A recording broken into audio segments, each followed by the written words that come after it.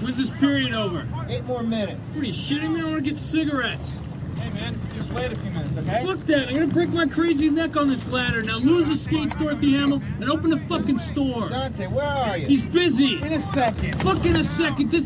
Oh, look at you. You can't even pass. I can pass. How about covering the point? Man, you suck. Man, who are you to make assessments? Hey, I'll assess all I want, pal. Dante, you in or out? Hey, don't pass to this guy. He sucks. You suck. Oh, like you're any better? Yeah, I'll whip your ass any day, pal. It's easy for you to say from over here. Give me a stick, pretty boy. I'll knock your fucking teeth out and pass all over your ass. Hey, are you open? Yeah, you open. No! Well, Nick the Rat's open. Whoa. Having some technical difficulties with video and camera and stuff. I don't know what's going on. It's kind of like everything around me is just breaking down. It's just I don't know what's happening, people. I don't know what's happening. The unraveling is occurring. The fabric of reality is seriously on its last legs. But one way we keep our legs spread eagle over our head, ass up, is to open some beers. Cheers, everybody. We're up to episode 298 of Nick the Rat Radio, and I gotta say, this podcast from the sewer was graced by a great man. Well, actually, I never asked if he was a man. Mike Riley. We had an interview. Skull, Servo. Skull. Oh, you got Maker's Mark? I got some Oktoberfest. I got Founders Oktoberfest. You know, I think I'm going to start spreading Halloween into September. I think because after Halloween's over, you can't really celebrate. And why have 1 month of Halloween when you could just have 2? Like it's the fall start, and the trees are already looking fucking weary. So why not have a nice old Oktoberfest? Well, my colors are all fucked up on the screen, but that's kind of cool looking. Looks like I'm at a rave. Now,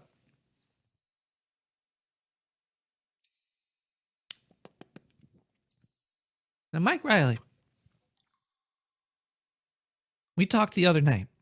There was a whole bunch of fucking technical issues. He got a new microphone. He couldn't use it. I had some cameras. I couldn't use them. It took like an hour. It took like an hour for me to get the studio reconfigured for the greatness that he was. But I got it. I got the interview, people. The interview is here. We're going to be listening to this interview tonight, and we're going to be watching the shenanigans that has occurred the previous evening. Now, I'm going to watch along with you, and we could type in the sewer chat and stuff, and we can make fun of Darren O'Neill and Comic Strip Blogger in there pretty much the whole night. Now, we do talk a little inside croquet or some shit, about No Agenda. Now, if you don't know what No Agenda is, don't worry. That's not the whole interview, but it is a little. There'll be some chunks of us talking about another podcast. If you're not aware what No Agenda is, it's a podcast where they deconstruct the media with Adam Curry and John C. Dvorak, and the interview gets a little crazy. Now the sound quality on the interview might be a little at detriment, but it's fine. You could hear it. It makes sense. You'll understand what was going on. So I need some ranch hand for this chair. So you're gonna get the main gist of it. The main gist of the interview. Now the interview it was pretty long. We had a big long chat. And I learned a lot about this Mike character. And I never met him before, but the interview that I had with him, it starts off a little rocky because I don't know what I'm dealing with.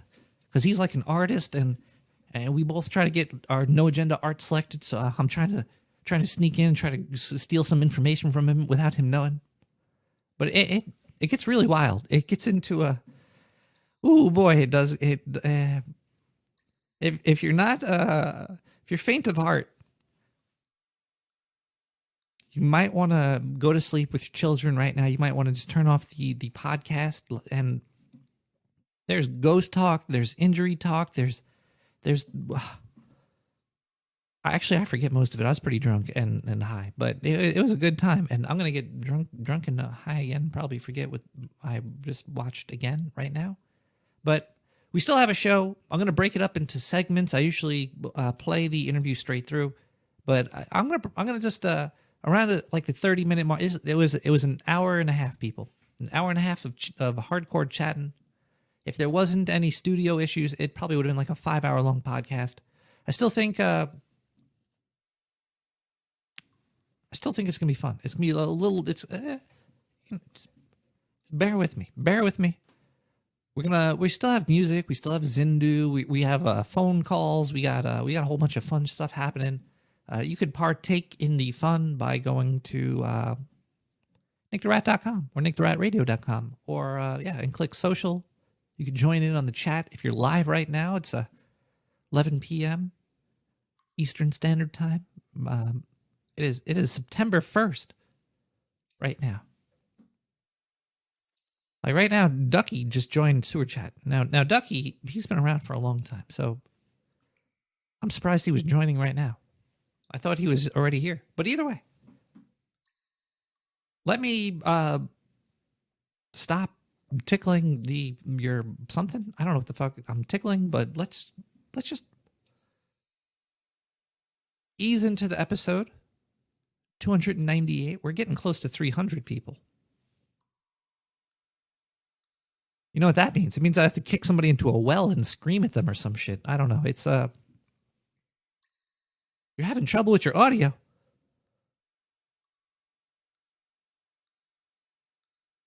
think there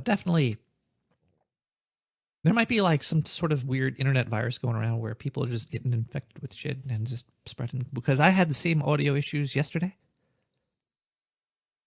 I think I figured some shit out about 48 kilohertz and 44 kilohertz. I usually try to play in the 44 kilohertz land because, it's motherfucker. Nah, I like 44. But it seems like I might have a couple of programs that only work properly if it's in the 48 kilohertz area.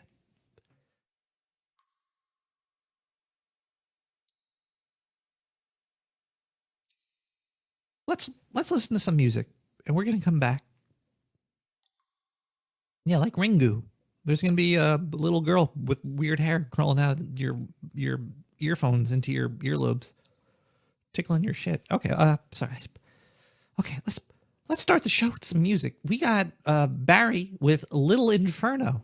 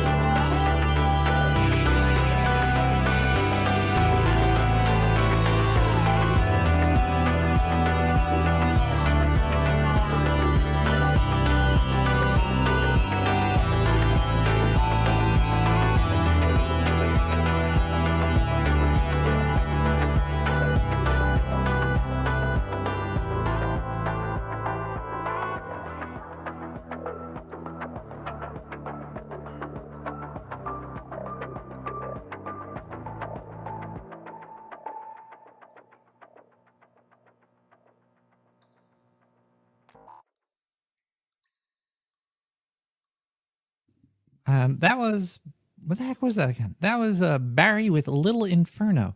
All this music could be found on SoundCloud, CC BY 3.0 Music. If it's not, then, you know, I searched for the Creative Commons stuff and I found that. So if it's not Creative Commons, then let me know and I'll delete it or some shit.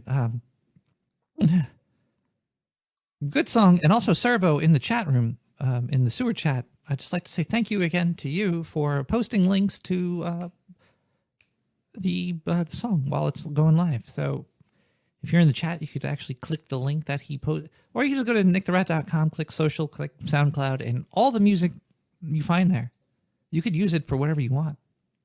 You can make a porno, and just as long as you say thank you to the creator. If you're making a porno, you might not want to, but it's all it's free. Now, before we get to the Mike Riley interview, thank you, Corcus. I need a little. Before we jump into the Mike Riley interview, he did want me to. He thinks that I edit stuff. Mike, I'm sorry, I do not edit stuff. The fact that I actually was able to combine the audio and the video to make what we are going to be experiencing tonight happen is amazing enough. I don't know at what point he says what I'm going to give a little bit of a background information to, because I'm gonna break it up into like 30-minute chunks. I'm just gonna stop it when it's around a 30-minute point when I see fit, and then we'll continue on with the show. But at one point, he talks about Alex Jones, and he just wants to let people know that he listens to Alex Jones as a joke. But he also has a tattoo of him on his lower back. Wait, Diane, did he say that? I think he said that. Or do you have the... Oh, you have the tattoo of Alex Jones on your lower back.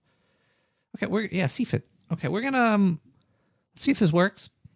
Let's listen to the first 30 minutes or so of the interview with Mike Riley, and we'll cut back, and I'll be in the chat room. If you want to chat along, I'll be there. Here we go. Let's get this going. This is the video. Let me hit play and the audio. Let's see if this works. It's a nice, relaxing, no technical difficulties episode of Nick the Rat interviews somebody extremely famous. And today, we'll be interviewing the incredible Mike Riley. Say hi. Say hi. Hello there, Mike Riley. Hello there, Mike Riley. Hello, Ratland. A couple of episodes ago, I accidentally called you Mike O'Reilly. I felt very bad about it. That's my real name. Oh, it is? Yeah. I was right. I would not have been offended by that. Okay, cool. Because I was like, oh man, because I was like, it's just Mike Riley. It's not Mike O'Reilly. It's fine, but O'Reilly? Yeah. Or Michael? No. I called you Michael O'Reilly. No. Mike. I think your mic's fucked up again. Oh no. No, my name is not O'Reilly. I think it was like they lop off the O's at Ellis Island for some reason. Well, you know, it's they save space on the paper. So, do I sound okay now? Yes. Okay. Still clear. My first question for you is: do you like movies with gladiators in it?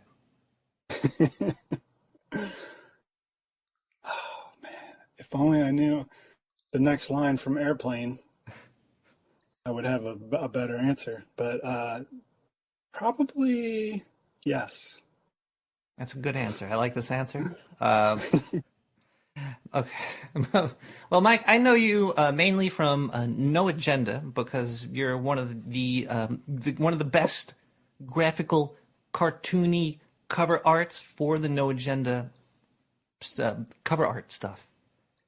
When did you start listening to No Agenda? About probably, I think I've been listening for 3 years, a little over 3 years.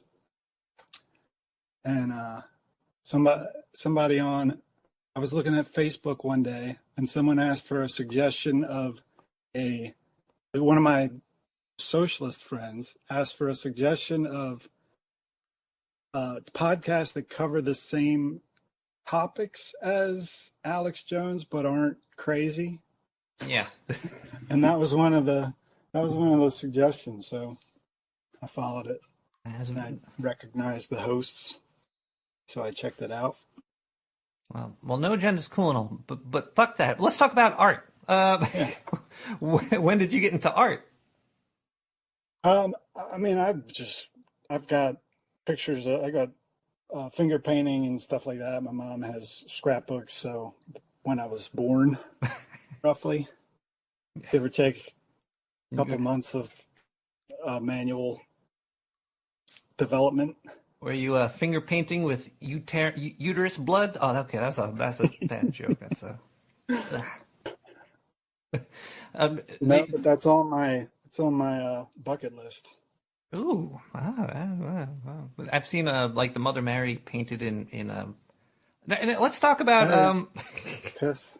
It's a whole bunch of fecal matter stuff. It makes great art for the sewer, but it's we're not here for that. Do you just do straight to digital your work that you do?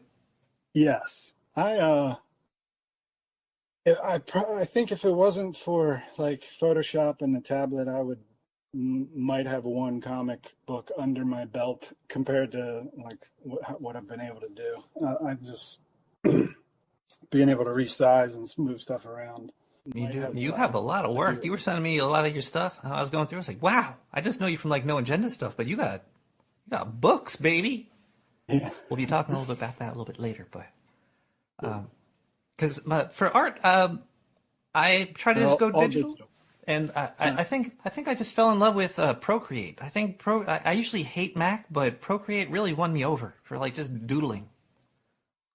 Yeah, that's what everybody that I'm working with seems to be on there right now. I'm always behind the curve, I guess. Like I read about tablets for years. I didn't want to pull the trigger, and I kept reading articles, and I was like, oh, it's getting there, and then I finally pulled the trigger, and it's like the articles I was reading must have been paid. You got a point, because I had the same dilemma. Like I kept seeing all these. I'm like, man, I can't wait to.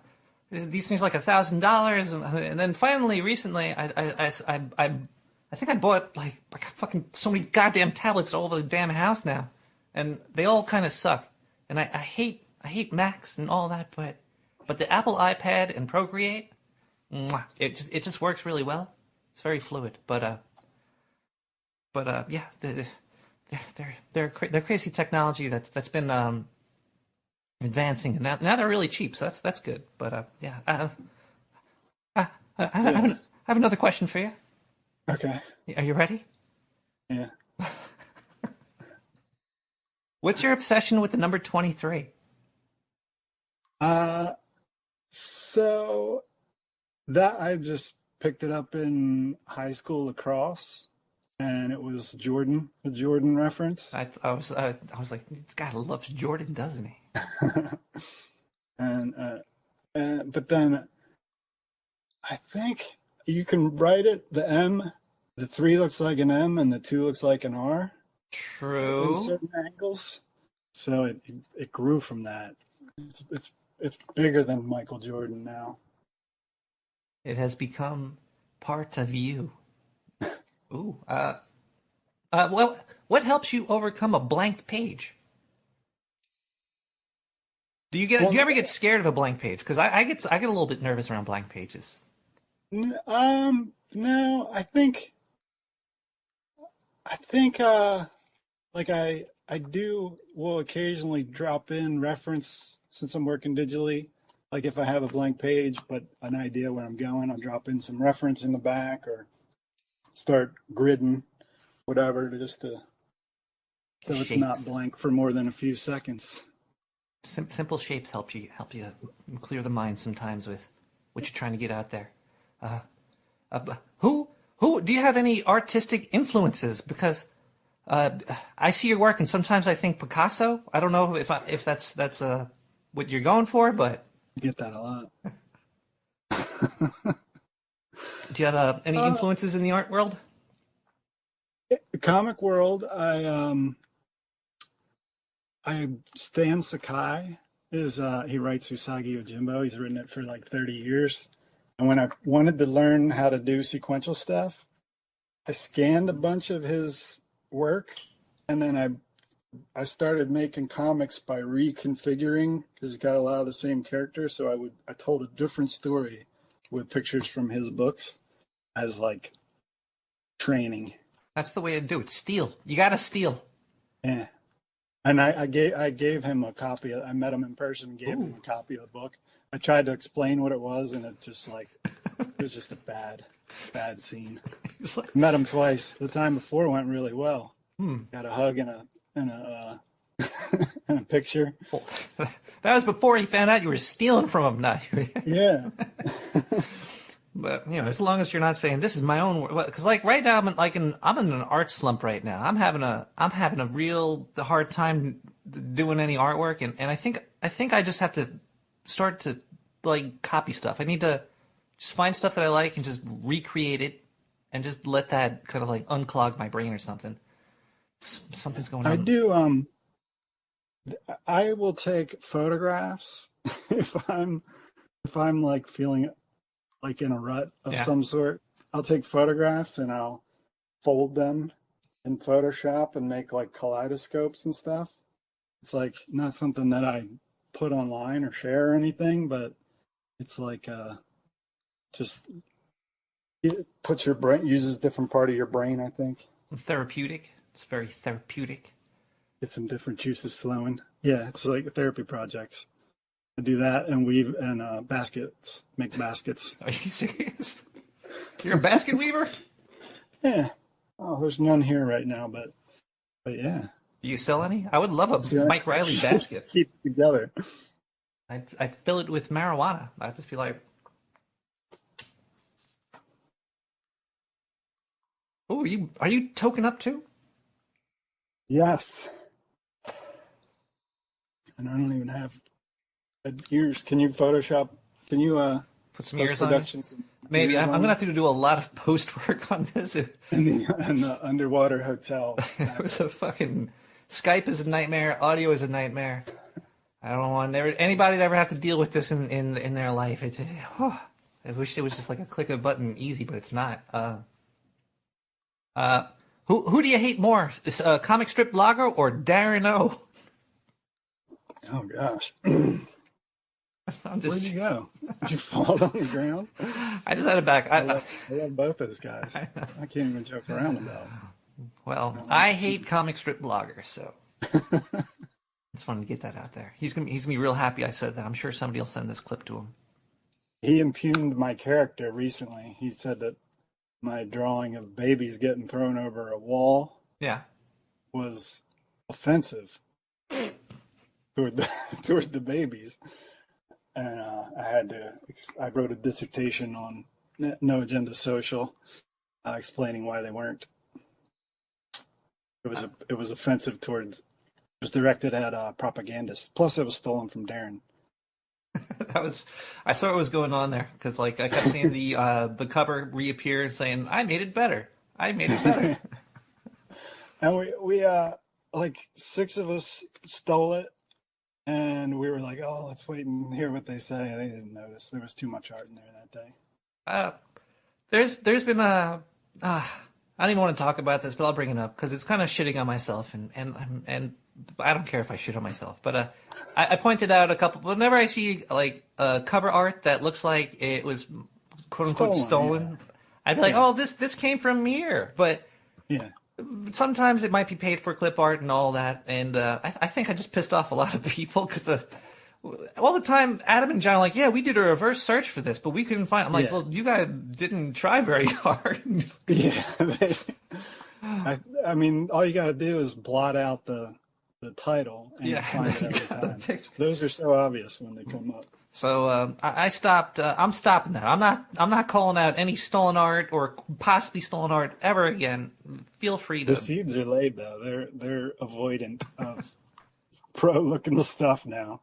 Clears the path for me to scribble something down. Well, your stuff's always great though, because most of the work that I did for them would just be like collage work. I would call it like I would grab a picture here and throw some text there. But Well, you that's do like most original of the stuff. winners. Like out of 1,300 episodes, that's probably 1,100 of them. And I think John might have stopped picking my art because I called him communist several times because he likes red backgrounds. But He doesn't, though. We did a study. Green. I put all my winners on a panel. Like I shrunk them down so you could see the predominant colors. And green and white were actually the most successful of my submissions. I think he's just covering up his communist steps. Could be. He's a damn commie, I'm telling you. No, I'm joking, John. Jeez. Have Listens to every episode. I'm sure he does. Just driving to the studio. Do you ever watch hentai? No. Not on purpose. Comes up in some searches once in a while. I look for weird reference photos and What was that, Rule 34? I don't get it. I don't know if it's like erotic necessarily or if it's I don't get that. There was only one hentai I ever saw that I thought was like good. It was Legend of the Overfiend. It was about demons coming to Earth, and the art was just amazing. It just so happened that the demons came in here and had sex with everybody. But the movie itself was pretty cool. It looked great, but it just had the Like, do people watch that? I don't know. I never do they watch it for pleasure. for release or just for like you would watch a horror movie just to be upset? Possibly, maybe kind of like a horror movie, because this movie it was insane what they had. They had like giant sex machines that would have sex with 30 girls to suck the energy out of them to open a portal to hell. It was craziness. But I don't know why I asked you that, but I did. I'm wondering if there's something. Did I expose myself? Right behind you. My entire DVD case is out. Oh, you just exposed yourself to being a big old D&D nerd. Look at that! You got all of those books over there. Yeah, some of these are very old school. Spelljammer. Oh, Spelljammer! From 1989. That's fucking cool. You could probably sell that and make some money. That's sweet. I got some old D&D books. You want to see my old D&D books? Are they the orange spines? It's the or older? It's the original handbook thing.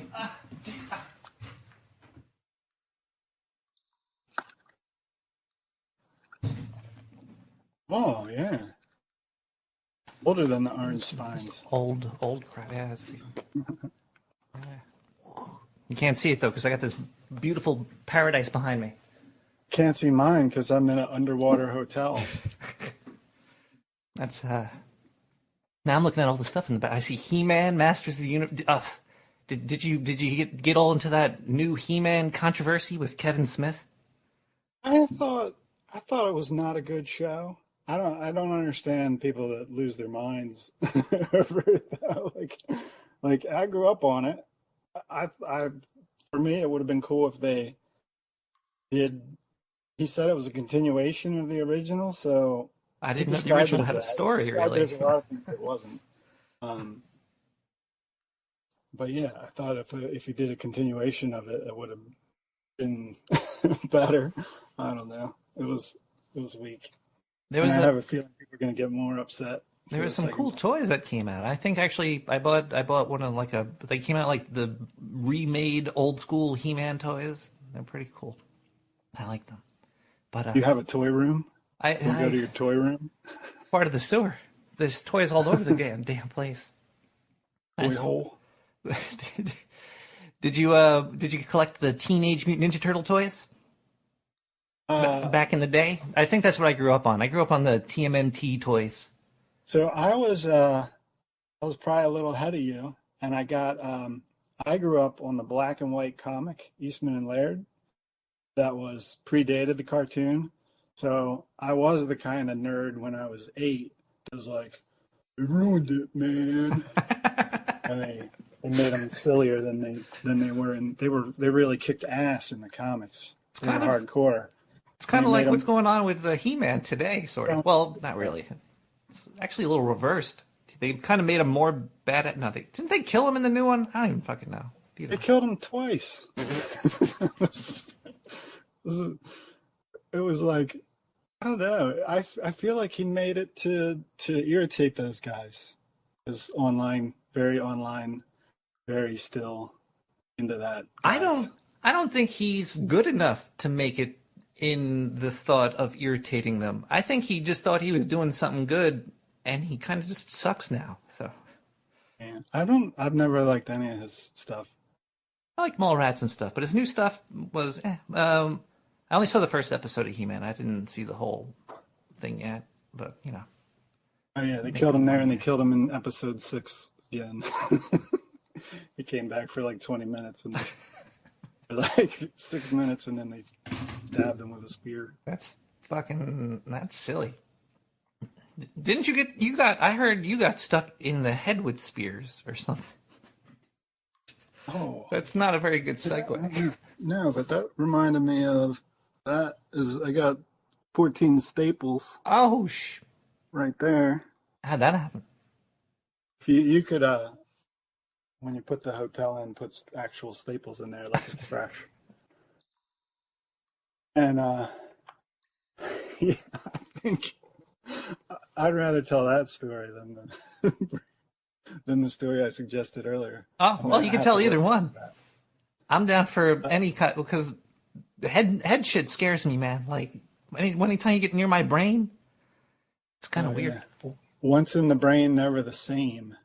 Because my mom worked for a neurologist, and that was his quote that he told everyone. So, like, trying to talk him out of getting extra brain surgery or whatever. Extra brain surgery. I'm going for some extra brain surgery this week. Tighten it up a little over here. But yeah, that was I had on a hockey helmet. I was playing hockey, and I got run over by. I tried to get in front of a good player, and I got run over. And when I was getting up, I was on my knees, and the other guy thought that I tried to do something to his good player. And so he bashed me over the head with a stick. This like 240-pound guy. He should have been arrested and put in the box and then dragged out. That's crazy. It didn't happen that quickly, but he did get arrested. But they like immediately afterwards, like I didn't get knocked out. I remembered falling backwards. I was alert for all of it. But then I'm laying there and I'm like, what is that noise? I hear a weird buzzing noise or like a siren or something. And it turned out it was me. I was just going like, and didn't know I was doing it. Oh man. So I was confused by that noise. And I got up, and then the adrenaline hit me. And so I was like, all right, I'm fine. Like, I don't know, play hockey, you jump back up. Oh no. And I went over and sat on the bench, and I was waiting and they're like, are you sure? Are you sure? I was like, yeah, I'm good. It was like adrenaline rush like crazy. And the guy next to me is like, you're bleeding. You're okay. There's blood running out of your ear. And then I took my helmet off, and it sprayed everywhere. That reminds me of those old He-Man toys. No, I'm just...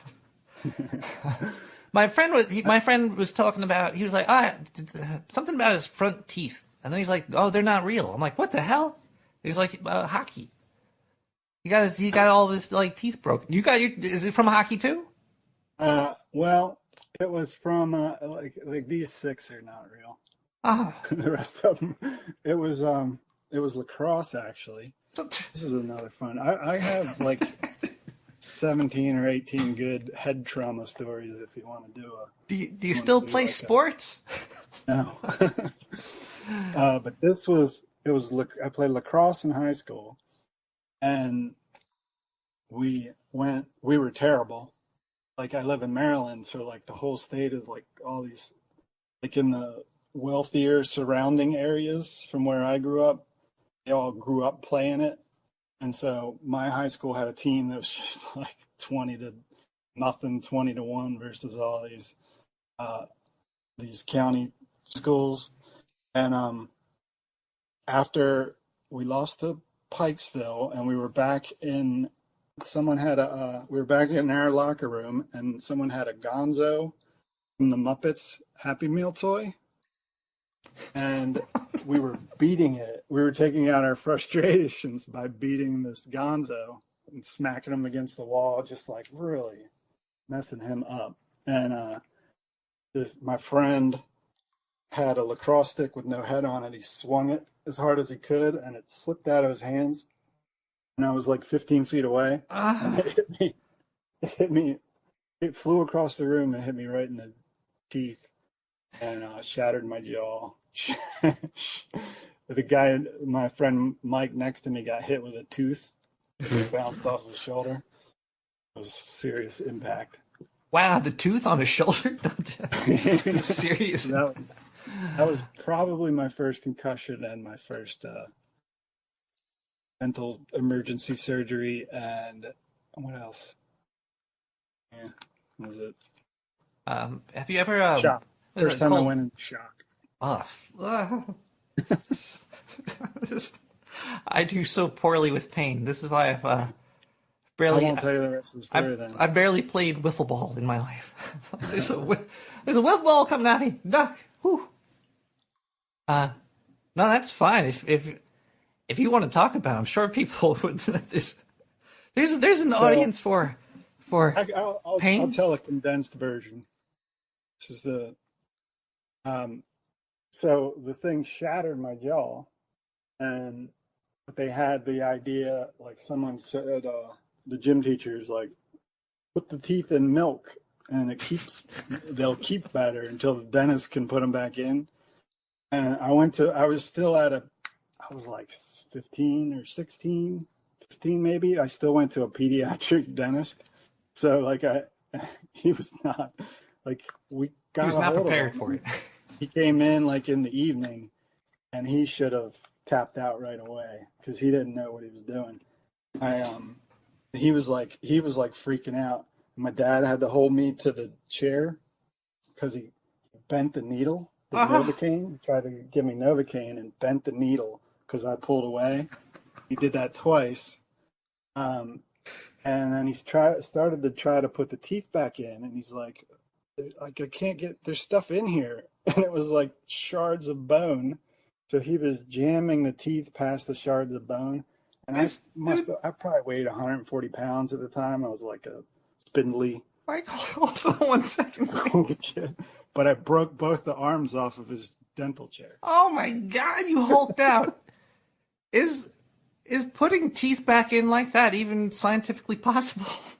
Yeah, well, if they just get knocked out. Really? It is. Yeah.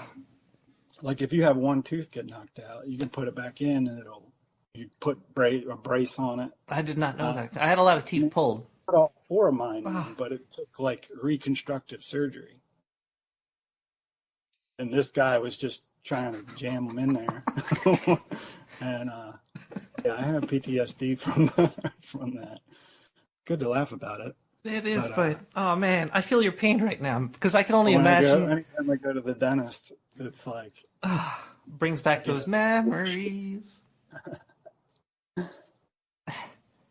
Because sometimes I'm like just taking a shower and I'll have a memory of like a traumatic experience, like somebody falling on my head when I'm carrying them on my back because we're a little too drunk and not knowing where. I don't know. It was but yeah, man, life comes at you hard. Yeah, most of my drunk regrets are like events where I should have died but didn't, and I feel bad that I almost, or like when I stuck my head in my friend's fish tank, try to eat a fish. I don't drink anymore. haven't drank in like a long time. That's probably Beer good. too. That's probably.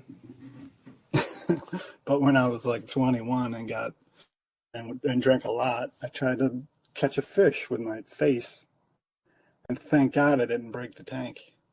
I also climbed in a third-story balcony to go to a party that they preferred I didn't go to. I'm going in. So much I didn't know about you, Mike. Well, yeah, I've been here a while, just hanging out on the deck, on the balcony. Oh. So while you're drawing, do you like to listen to music or watch movies or anything?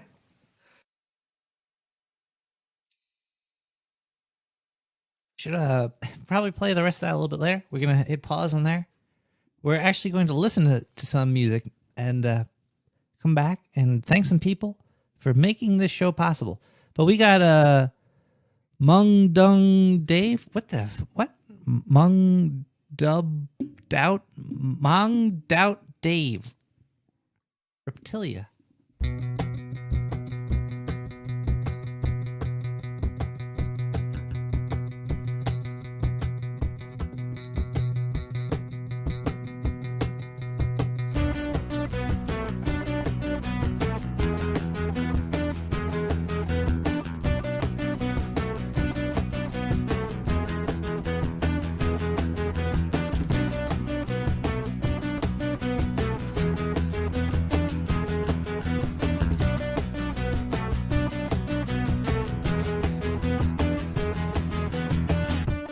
He seemed impressed by the way you came in.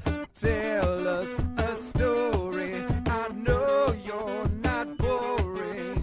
I was afraid that you would not insist.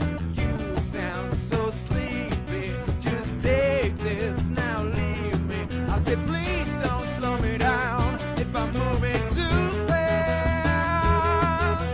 You're in a strange part of our town.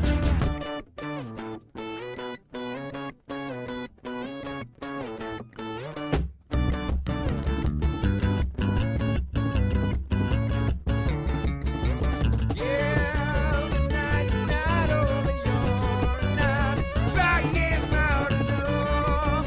Our lives have changed lanes. You ran me out the road. The wait is over. I'm now taking over. You're no longer laughing. I'm not drowning fast enough.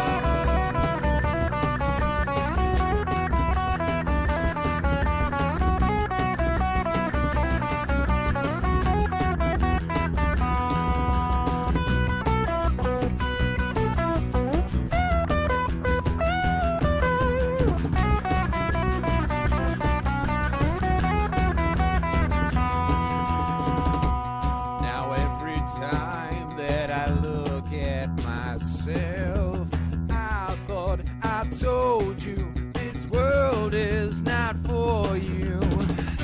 The room is on fire and she's fixing her hair. You sound so angry, just calm down, you found me. I said please don't slow me down if I'm going too fast. You're in a strange part of our town.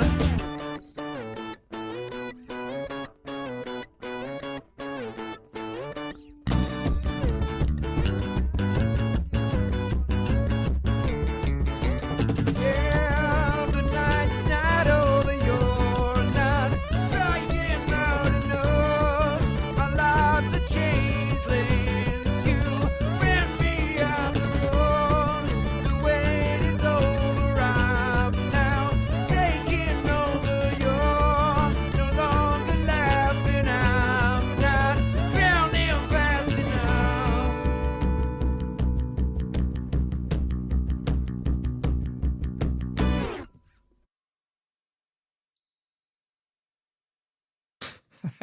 I did leave it on a funny clip of him. All right, let's We'll go back to that in a little bit. Hold on. Where is the oh, okay, here we go. Let's thank some people. Enjoying myself immensely. Talking to Mike was a fresh of breath air. It gets even crazier, but we're going to thank some people for making tonight's episode happen. If you would like to help assist create the sewer chat, you could go to nicktherat.com, click donate. If you have Amazon Prime, you could go to Twitch, Nick the Rat, and hit, here's a free $5 from Jeff Bezos' giant rocket eye for you. Or you could send checks to P.O. Box 95549. The address for the P.O. Box, if you're going to send me anything, it's going to be... actually, somebody sent me something. I can check that. I got another check. Am I a spook? Yes, I am a spook. I work for the government. I pay taxes. I think we are all spooks because we all pay taxes, right? Who here doesn't pay taxes?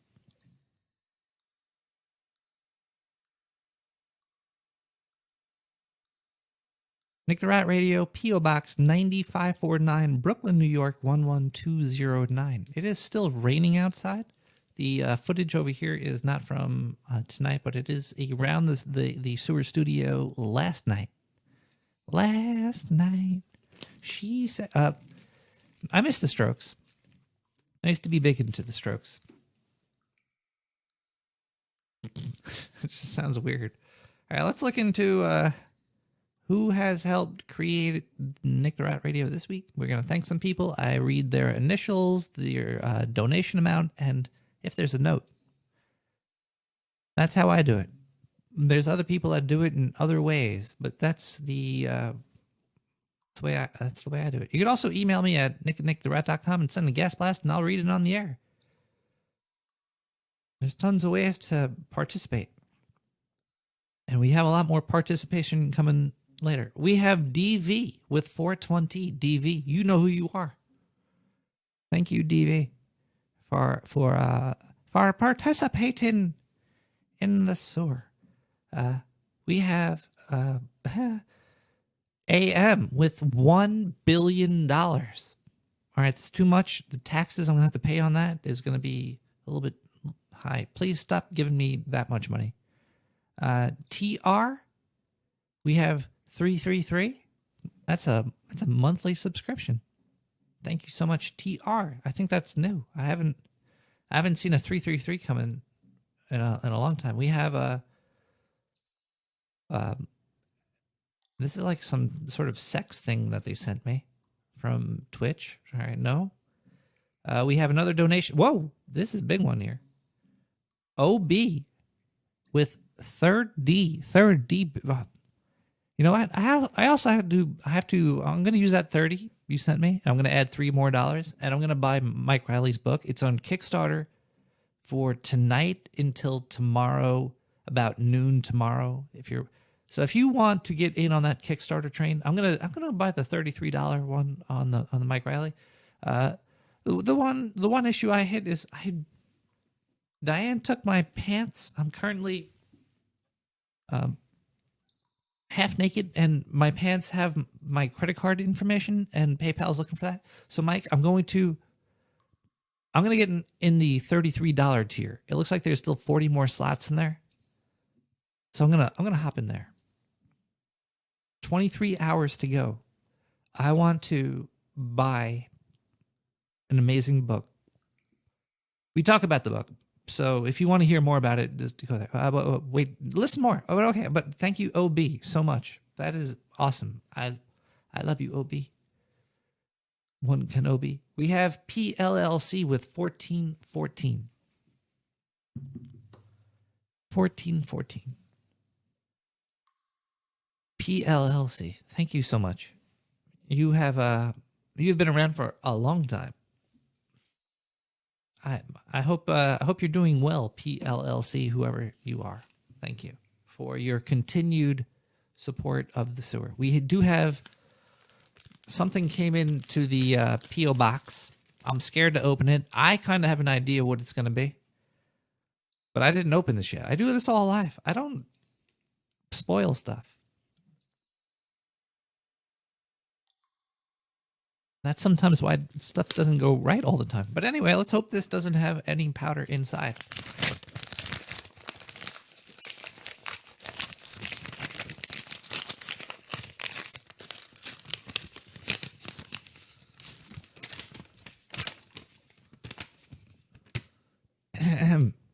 Memo, mystery total, 0.420 more coming. Another check. Another check in the mail for... It's kind of creepy. From the account number 666, it's my doctor. My doctor, Mike Crotch. Sent another 42 cents. Am I going to get like a 42 cents a week for like until I'm retired from the sewer? Thank you so much for everybody that has donated. And thank you just for listening, even if you didn't donate. Wait, let me look on Twitch. Somebody might have donated there. Somebody followed. We got Judge Judy Slayer. We got... a whole bunch of people on Twitch. You go check it out. Go join the fun in the sewer. Most people are harmless. Some people are assholes. But just tell them to stop. Be like, hey, asshole, stop. And then I'll probably be like, Diane, where are my pants? But I kind of run the place. Anyway, I get this lavish. Somebody's sending me 42-cent checks. But either way, thank you so much for everybody that has added into the pot. Let's listen to a song, and we're going to come back. The answer to life, the universe, everything. 42 cents. Is my doctor trying to heal me through my PO box? My P.O. box? The paper is probably worth more than 42 cents, and the labor of sending. It's kind of ridiculous, the reality that we exist within. I have a printed letter sent to me, to my P.O. box. There was probably a person involved at one point. Maybe one or two people touched it. You know what? Well, actually, thank you so much, Doctor, for keeping the post office responsible. Let's listen to a song, and we'll be right back. And then we're going to listen to more of that Mike Riley goodness. It gets wild, people. But stick in. We got Deb's music with We Belong.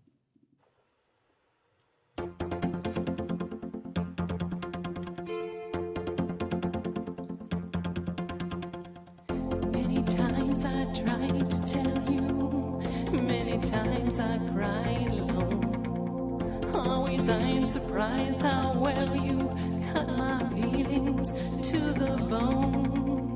Don't wanna leave you really, I've invested too much time to give you up that easy. To the doubts that complicate your mind, we belong to the light, we belong to the thunder, we belong to the sound of the words we both fallen under. Whatever we deny or embrace, for worse or for better, we belong together. Maybe it's a sign of weakness when I don't know what to say.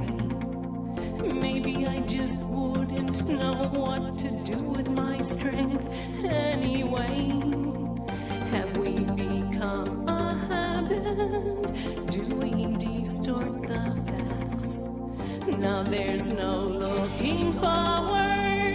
Now there's no turning back when you say we belong to the light, we belong to the thunder, we belong to the sound of the words we've all fallen under.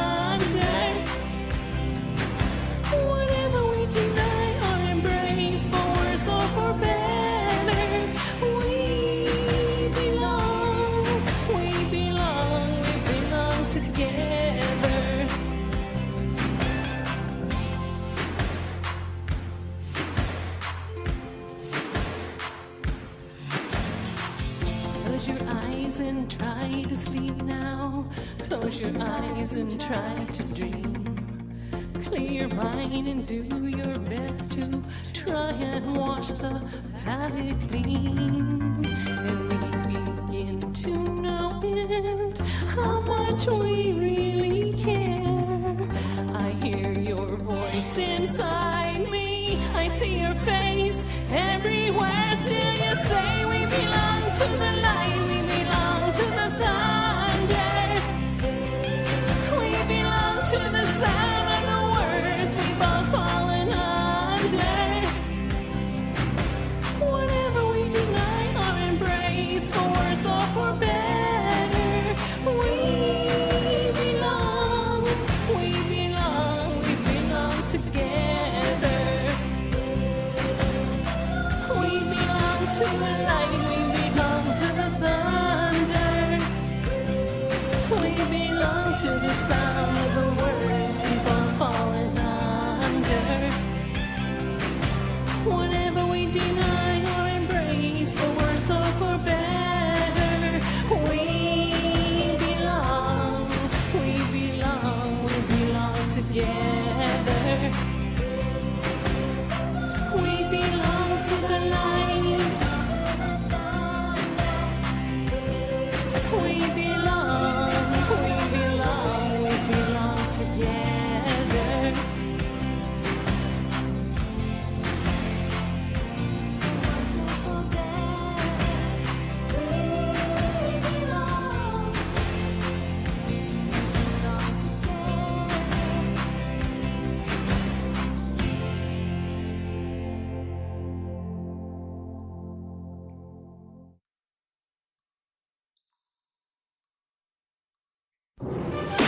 It's all new. The creature walks among us, more terrifying in human form. Striking at the heart of the city with inhuman fury.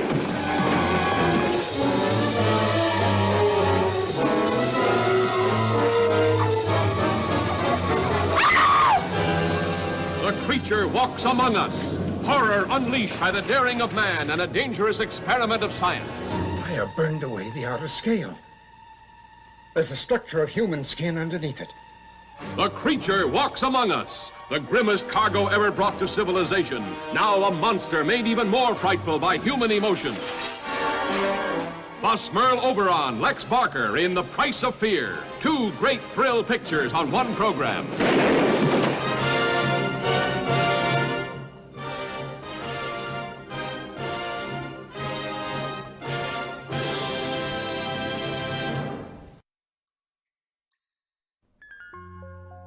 Worried the government is snooping on you? Scared they might find out you're a commie? Fearful they'll know you're into bestiality? Fear no longer. First, the Dark Sewer Network provided you with their top-of-the-line antivirus software. And now they're offering you their top-of-the-line VPN service. DSN VPN is the only way you'll know you're safe while searching for bomb schematics. Ever wanted to learn how to get away with murder? Now do it confidently with DSN VPN. Sick of the FBI knocking on your door while you're looking for underage Klingon twink porn? Now you can come without your nerves messing up your stroke. You can now join raids with 4chan and get some noob squatted in complete privacy. For only $69.99, you can have a year-long subscription to the best VPN service ever conceived. The Dark Sewer Network have been running lines and servers through the sewers for the past 10 years, and they are finally ready to go, go, go. Stop being a sucker and join today. For service, please call 917-719-5923 and leave a voicemail describing the disgusting stuff you searched for on the internet. Either DSN or FBI might call you back to discuss options in your neighborhood.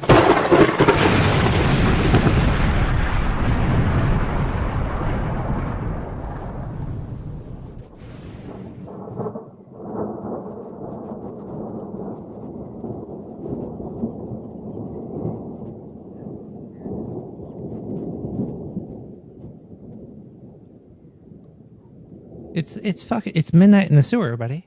Grab a. Hold on one second. All right, there's a couple things we can do right here. First, we're gonna crack a beer. Oh, welcome Illuminati to the group, to the sewer. Where's the stories? Cheers.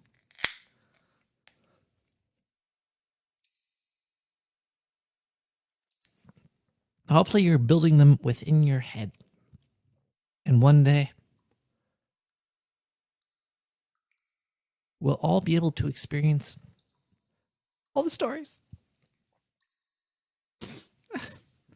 Okay, would you guys rather hear part 2 of 3 of the Mike Riley interview or Zindu?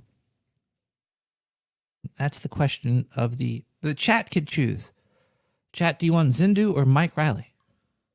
Let's see what we get here.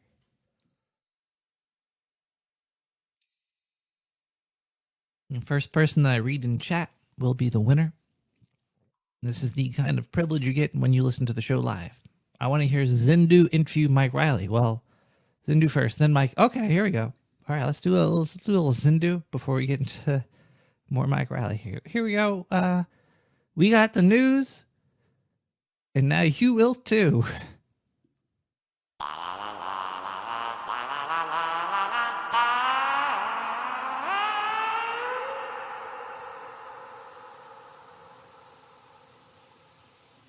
Hey everybody, this is Hindu, reporting to you from the heart of the storm.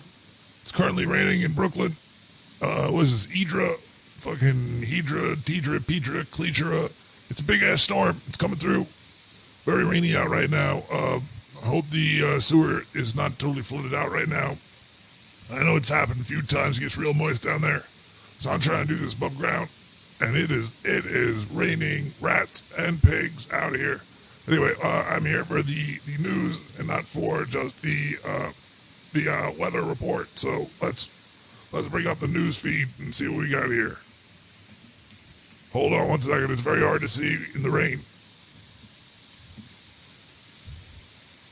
The first article is from Mike.com. What the fuck is that? The title says, "Could an afternoon nap really be better than sleeping more at night?"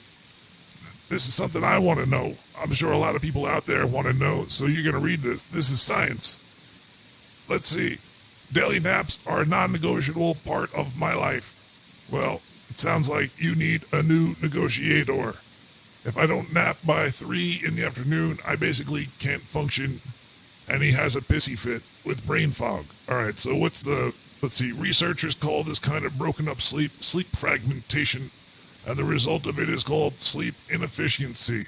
And yes, it's not great. Chronic sleep inefficiency can lead to a host of health problems, including having a giant penis or 30. No, I'm joking. It doesn't say all that. It's just talking about if you should nap during the day. I don't know what the current science says. I don't really care. I don't think you care either. If you nap, nap. If you don't, no.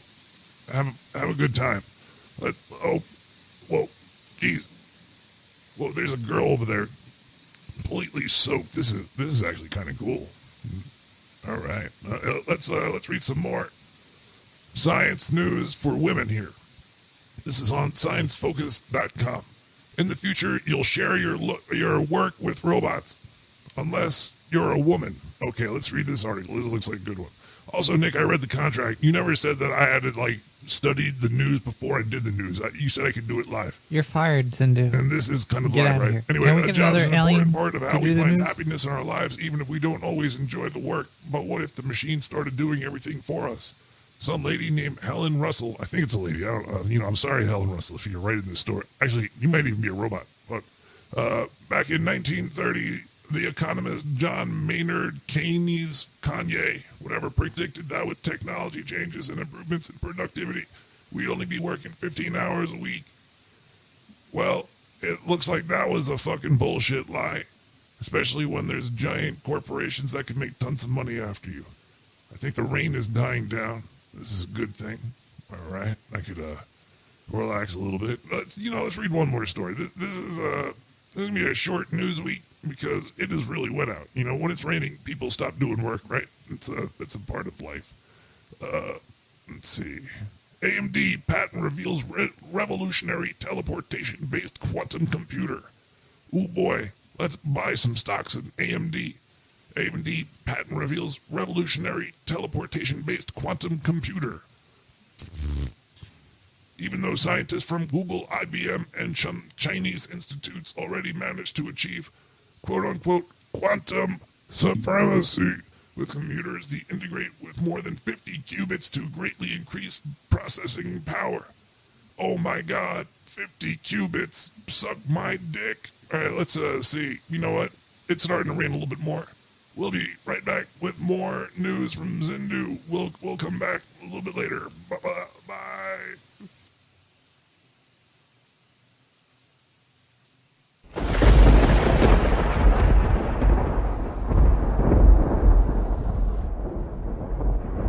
All right, guys, let's open up the phone line. It's gonna be a little phone time. We're gonna open the phone lines up in about 5 seconds here, and then we're gonna listen to some voicemails. Yeah, we should do this in chunks, right? We should do. Chunks are good. Sometimes in the world of stuff, chunks are good. 917-719-5923. Check.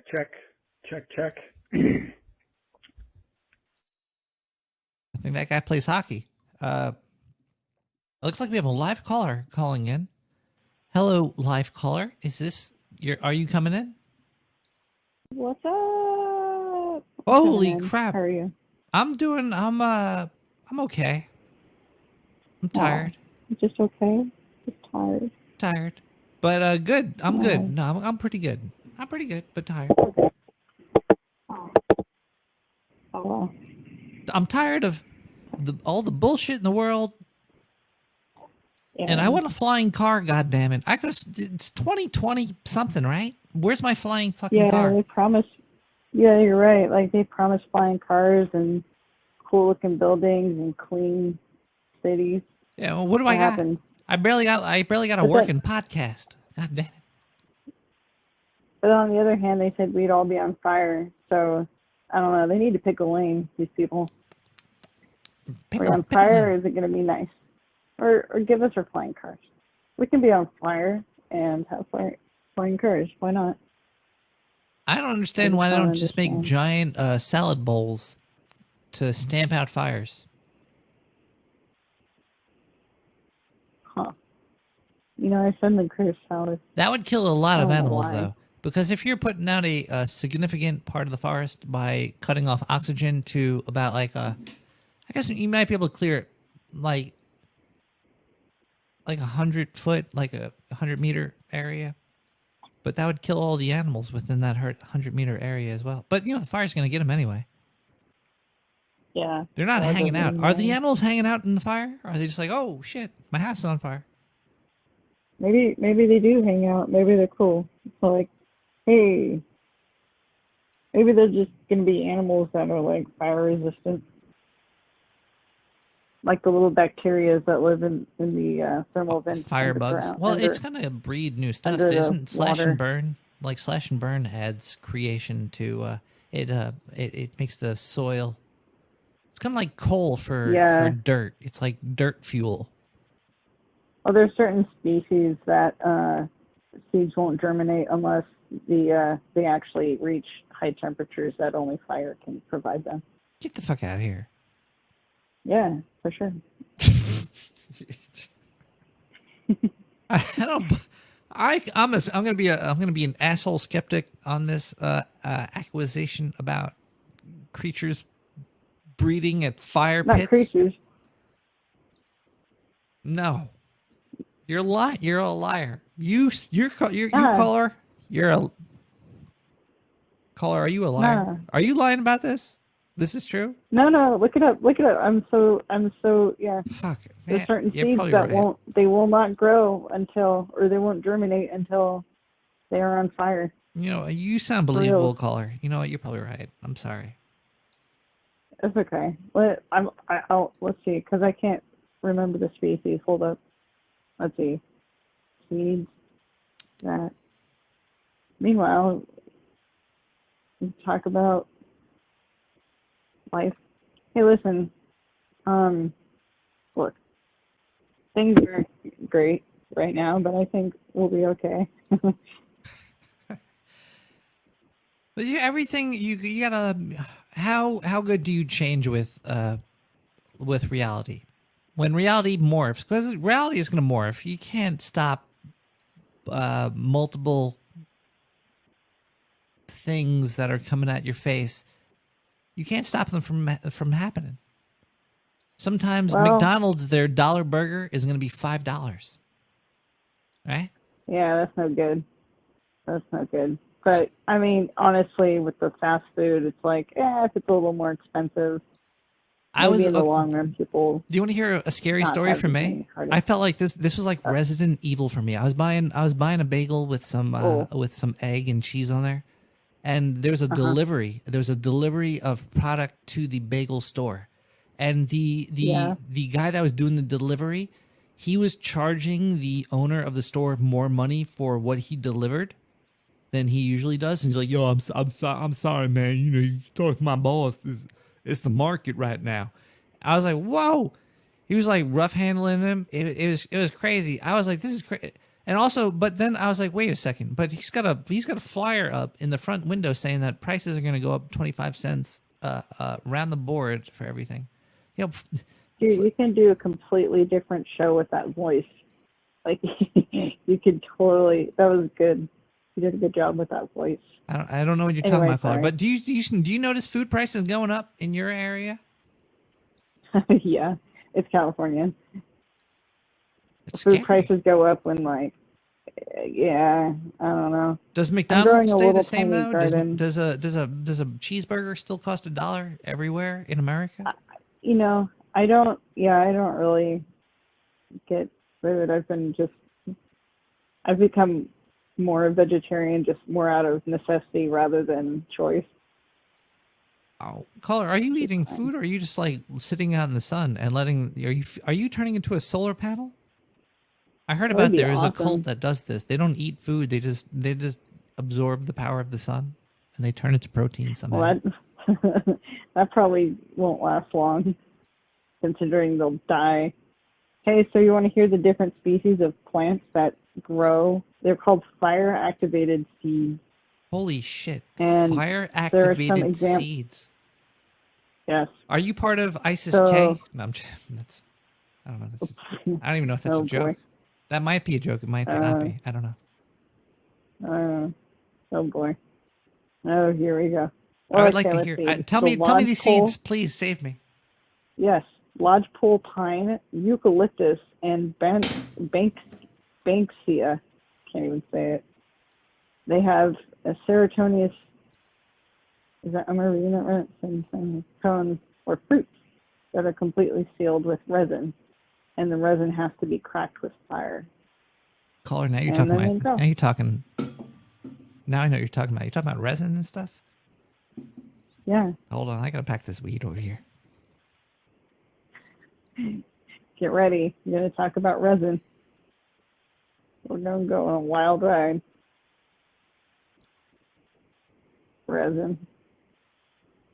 Man. You doing okay there? So what's with you and sleeping not good? Sleep is great, but it's also a waste of time. You know, I agree with you. I wish I didn't have to sleep. That would be awesome. Because then the boy can sleep, and then I can be up and do work, and then not sleep. Do you want to know a very annoying aspect of reality that I've been noticing? Go ahead. Excuses within your own ecosphere. It's like, how hard is it to change if you're the time you wake up or the time you go to sleep? And why is it How hard? hard is it? Wait, I completely don't. What? Caller, do you have a time when you go to bed? No, it's kind of chaotic. Do you set this actually. time? Do you set this time, or has this time been set for you for? It really depends on whether or not my baby wants to sleep. So it's like kind of, it's getting a little bit more into his schedule, but sometimes he wants to go to bed at 8, sometimes it's like 10. So it really depends on him. But what about does that affect you? Are you like, oh man, I can't go to bed, or I can't wake up when, or I can't? Can you change your sleeping habits quickly? Yeah, I've actually never had a problem with that. I know a lot of people have problems with that. But They do. There's pretty much- a group of people. I think those people are just very. They're not. I'm not going to say lazy. I'm going to say it's biological sort of. There's like a clock in them, and it takes a while for them to turn it on. But I think it should be easy enough to turn it on with enough. You know, I think there's Sticky something icky. wrong with my sleep because I used to have really bad insomnia when I was a kid. Like, I'd just be up for hours and just like, you know, when you're a little kid, you don't understand what's going on. And so I just like wander around and cry because I couldn't sleep. It was really sad.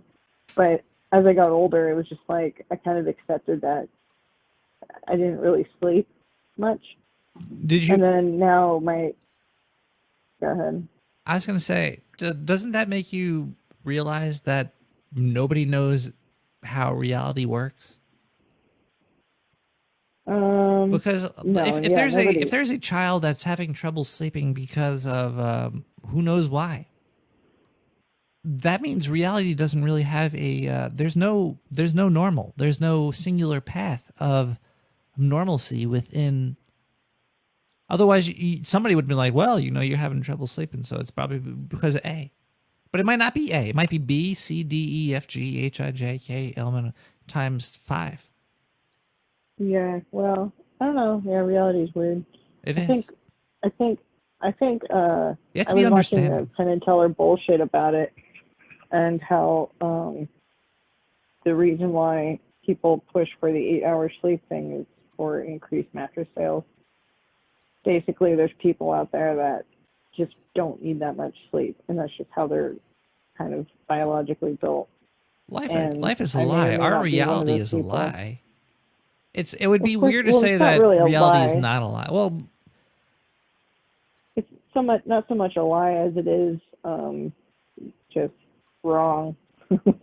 you understand that you can't take a bath in gasoline, but Says who? there's commercials on TV that are selling you things that you don't need, and Oh yeah, for and they're sure. allowed to sell that to you and stop people selling you stuff that actually you do need.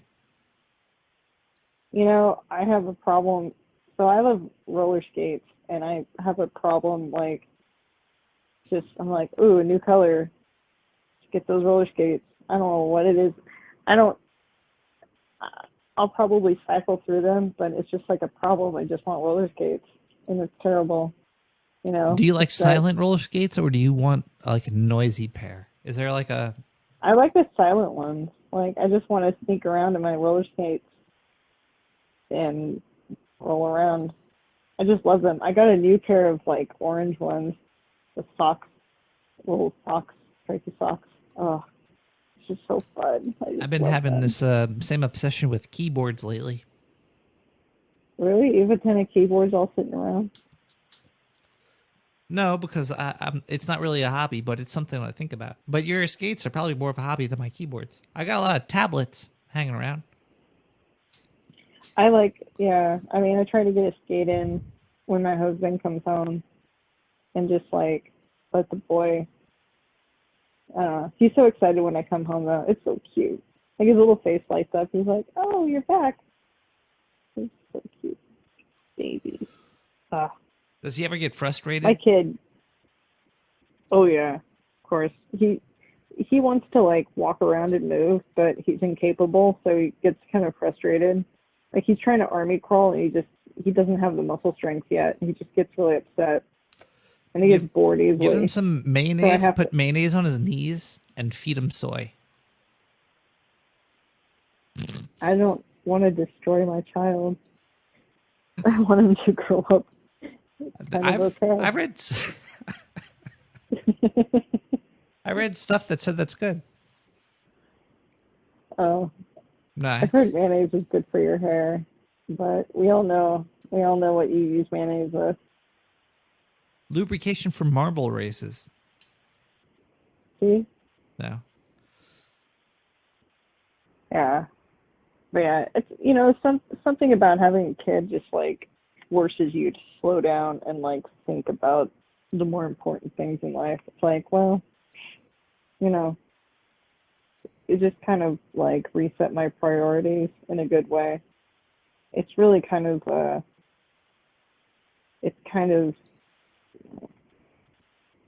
I guess it's a kind of a relief. It's kind of liberating, really, to like not worry so much about myself and focus all of my attention on this little tiny human.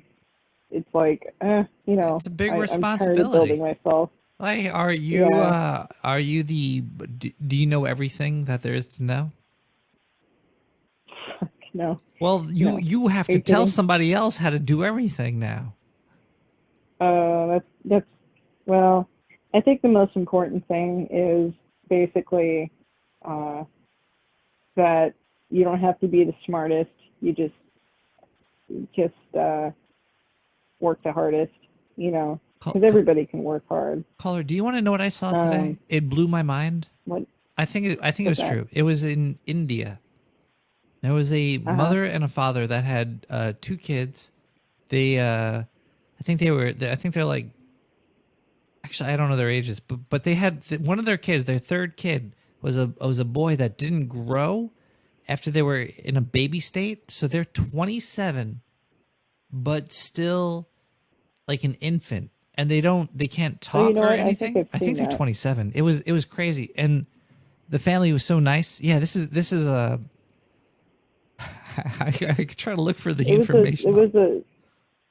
I think he's in the Guinness Book of Records for being like the shortest, oldest, living thing. I live in human. I guess it'd be. I've seen that. Yeah, it's bizarre. It's really weird bizarre. How shit like that happens. Yeah. Oh, I'm looking at weird shit, and I just see James Corden dancing in an intersection for some fucking. What? Okay. Never mind. Huh. Yeah. Oh, there you go. See, life is weird. It's funny too because like reality, for what we know it, is all processed in our own head, like through our eyes and our senses, and that's all. That's all you see. And there's so much other shit going on, and all these other different perceptions. It's just kind of like, oh man, I don't want to think about all that. I'm just gonna make my brain not think about that. Do you like to? How do you turn your brain off? Do you have a method? I don't know. No. It's very Everyone's hard like, to. do meditation. Yeah, and they're like, you should meditate. I'm like, okay. So I try to meditate, and I get bored. I'm like, I don't want to meditate anymore. They're like, you really should try meditation. And then they're like, do yoga. I'm like, okay, I'll do yoga. And then everybody's like, namaste, namaste. I'm like, God damn it, I don't. You don't care. have to join the community. So, what do you like to do? Like, for me to zone out, I play video games, I think. Video games help me stop thinking about reality. yeah, I like roller skating. I like working out until I just like am only worried about the pain. Do you ever see And the video of the dude roller skating, lifting weights? He's got like a dumbbell, and he's doing fucking. Wow, that's hardcore. I haven't seen that guy. That's pretty cool. I'll look for that video. I'll send it to you later. It was funny. It was I think it was on TikTok. It's like a TikTok challenge. Have you ever done a TikTok? No, I'm not a communist. This episode is brought to you by TikTok, by the way. I have a new TikTok account. I didn't take you as a commie. That's fine. I guess we can still be friends. I was just trying to be like my hero, John C. Dvorak. He's a communist too. He loves red backgrounds. Oh, really? When's the last time you did a no agenda art? Oh, God, it's been a long time. Do you I miss think the that? last time I did a no agenda. Yeah, I want to do more. It's just like the competition now is just so amazing that my art is just fucking. The Dutch are involved. The Dutch army of artists are involved now. There's a worldwide consortium of artists coming in. Yeah, I just have no chance. It's just there's just no chance. Like, I can't. It's fine. So. I haven't been I mean, keeping I up guess with I it could as try much as I again. used to, as well. You know, You know what? I see used what to be changes. obsessed. I would be like, yeah, I would try to do art on, in between on breaks and stuff at work or at school or whatever. And I even brought my laptop with me when I went up to visit my mom in San Francisco and did art.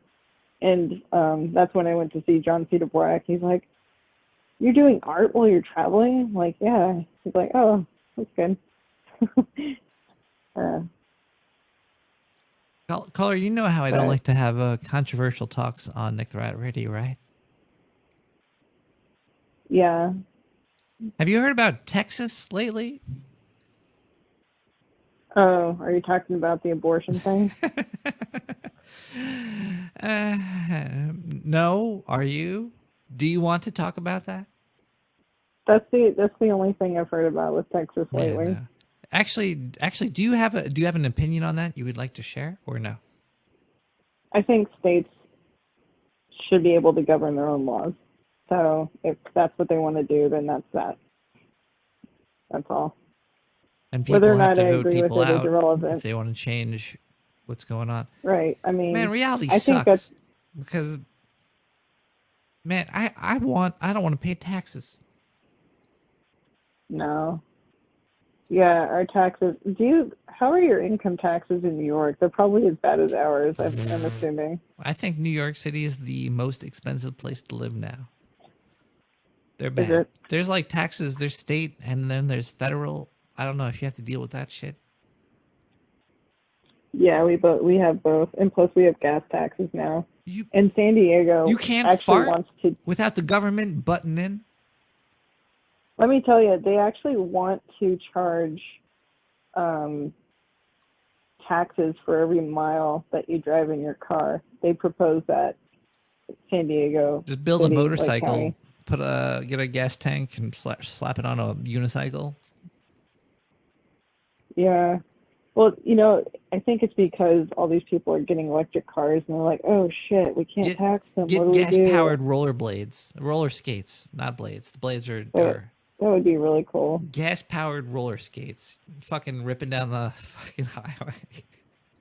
That would be so cool. Although they probably would call Elbow CPS on pads, me if knee I had- pads, and rocket-powered fucking skates. That would be cool. I'd have to get one of those helmets that like point in the back.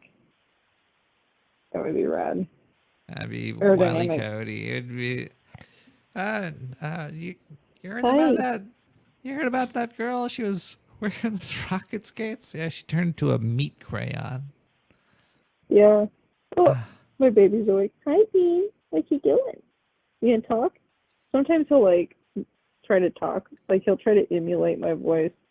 And it's hilarious. Oh, kids don't know he anything. really gets into it. It's a whole new reality for them. They'll call everybody mother and father. They'll be like, "Oh, mother. Yeah. Oh, father." Yeah. He's just staring up at me and like it's funny, like he'll really study things. It's kind of bizarre. Like I'll be wearing a shirt that has contrasting patterns and he stares at it. It is the most hilarious thing. That's the first thing you see are like contrast. But you don't understand.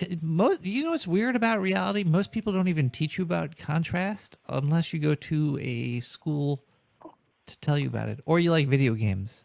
And then you get into the graphics of, there's brightness, contrast, gamma, bump mapping.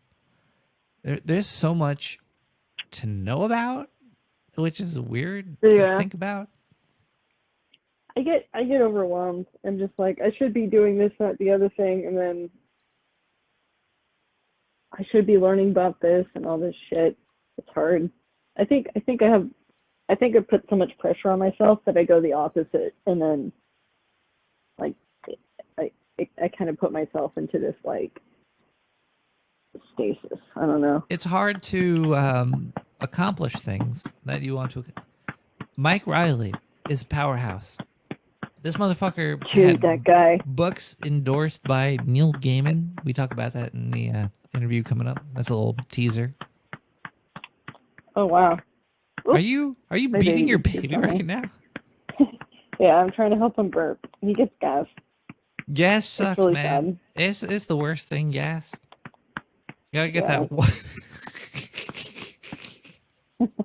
He needs help. Like he can't. Well, yeah, because they don't know what they're doing. They don't know what gas is, or how to fart, or what a fart is, or anything. They're just like, "What the fuck is this? Is a new existence." I know. It's sad too, because like he's just so. He gets in pain and he's crying. I'm like, oh man, I just feel so bad. You can't feel bad about everything, because you should just gotta be there as much as you could. Try to realize patterns and go in and reprogram that shit, and then you'll have your own personal slave one day very soon. He's okay. He's pretty cool. Well, maybe I should let you get to the Mike Riley thing, because I think that's more interesting than just me talking about reality and stuff. Keep it going. Word. You ever heard of the where weird came from? The word weird. No. Do you know the? No. I do not. Please tell me. It's interesting. It's a caller. Caller, are you there? 917-719-5923. Striker! It's Ace. Listen, buddy, I'm not going to be able to make it to the rendezvous. I've been shot pretty bad. Go on without me. I'll hold him off, Striker. Remember, I love you. Now please, Striker, go! Wait a minute, Striker. I haven't been shot. Oh, this is ketchup from when I was eating French fries earlier. I'll be there, Striker! Bye-bye.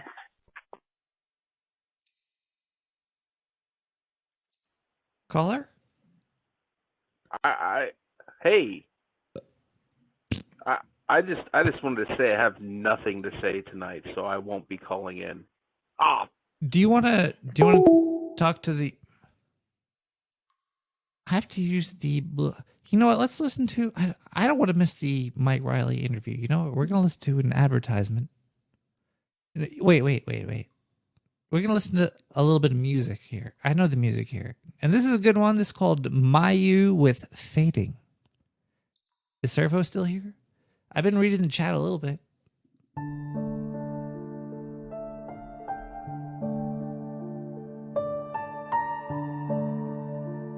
Servo.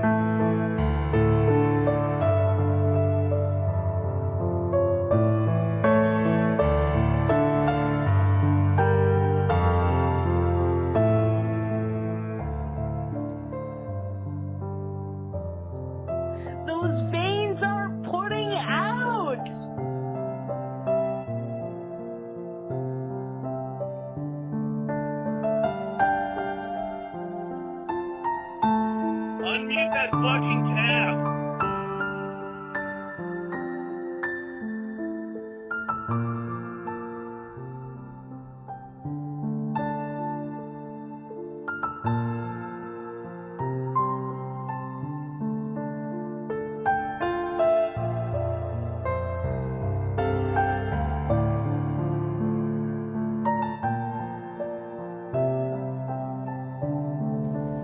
The owls are not what they seem.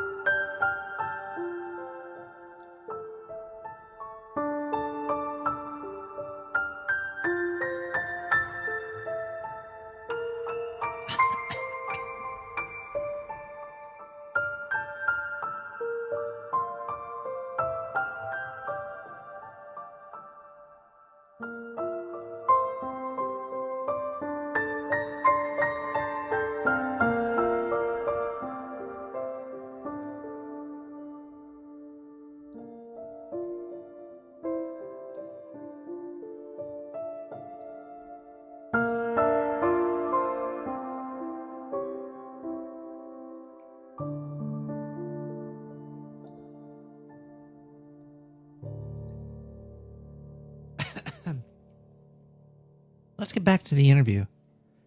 Sorry for the delay in it, Mike. I know I'm stretching it, but here we go. Let's go back. What do you do? I have the TV on in the background, and I let it play. I mix it up. I listen to wrestling podcasts, or I watch the Three's Company channel, or I will put on cartoons occasionally. Okay, there's I thought there was like some weird chat room with Three's Company chat going on.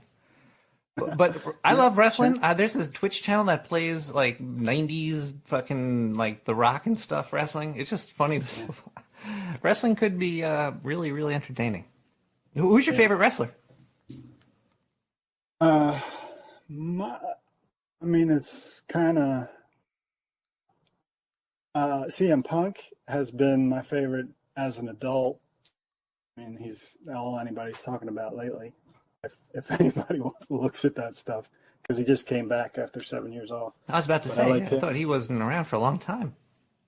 Yeah, I like him. I like Daniel Bryan.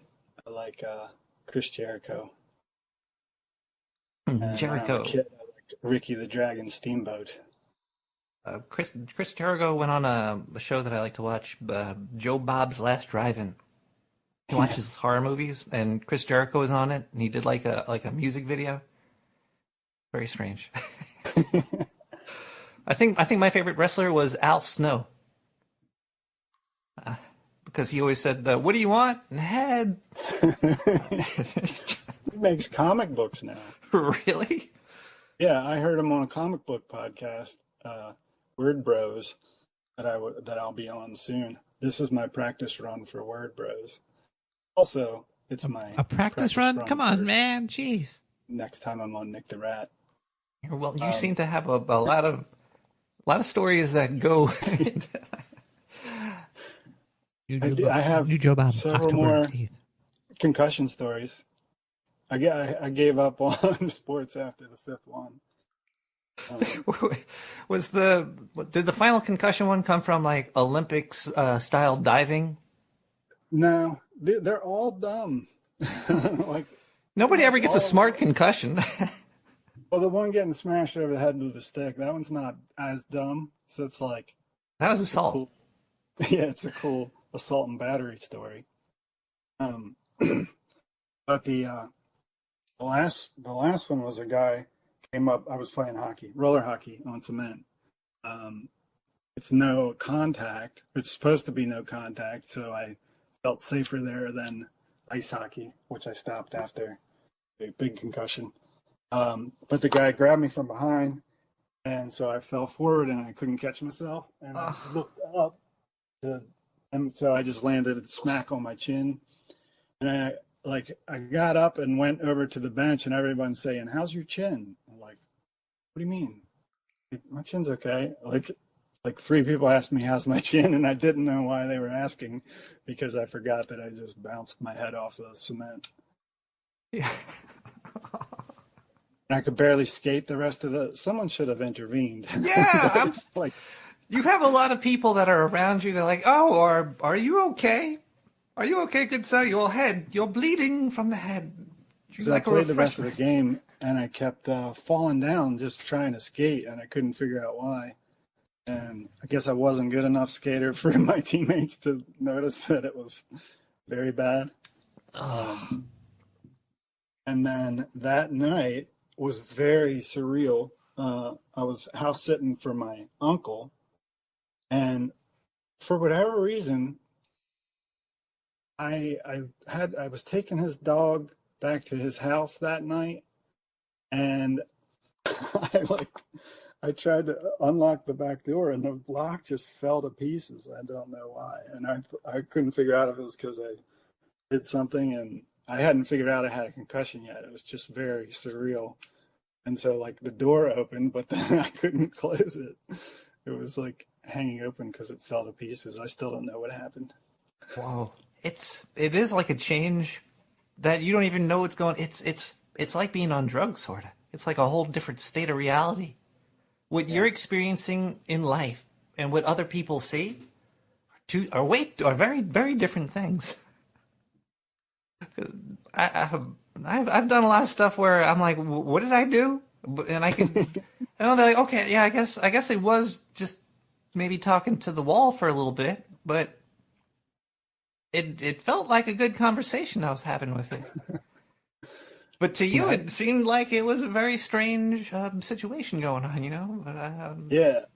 Yep. After that big one, it was like, I never even got diagnosed with a concussion, but I remember going to, like at the time I was like kind of shy, awkward guy, but I went to the emergency room and I was like, hey, talking, like hitting on nurses and chatting everyone up, and like I was controlling the room. It's like stuff that I never did.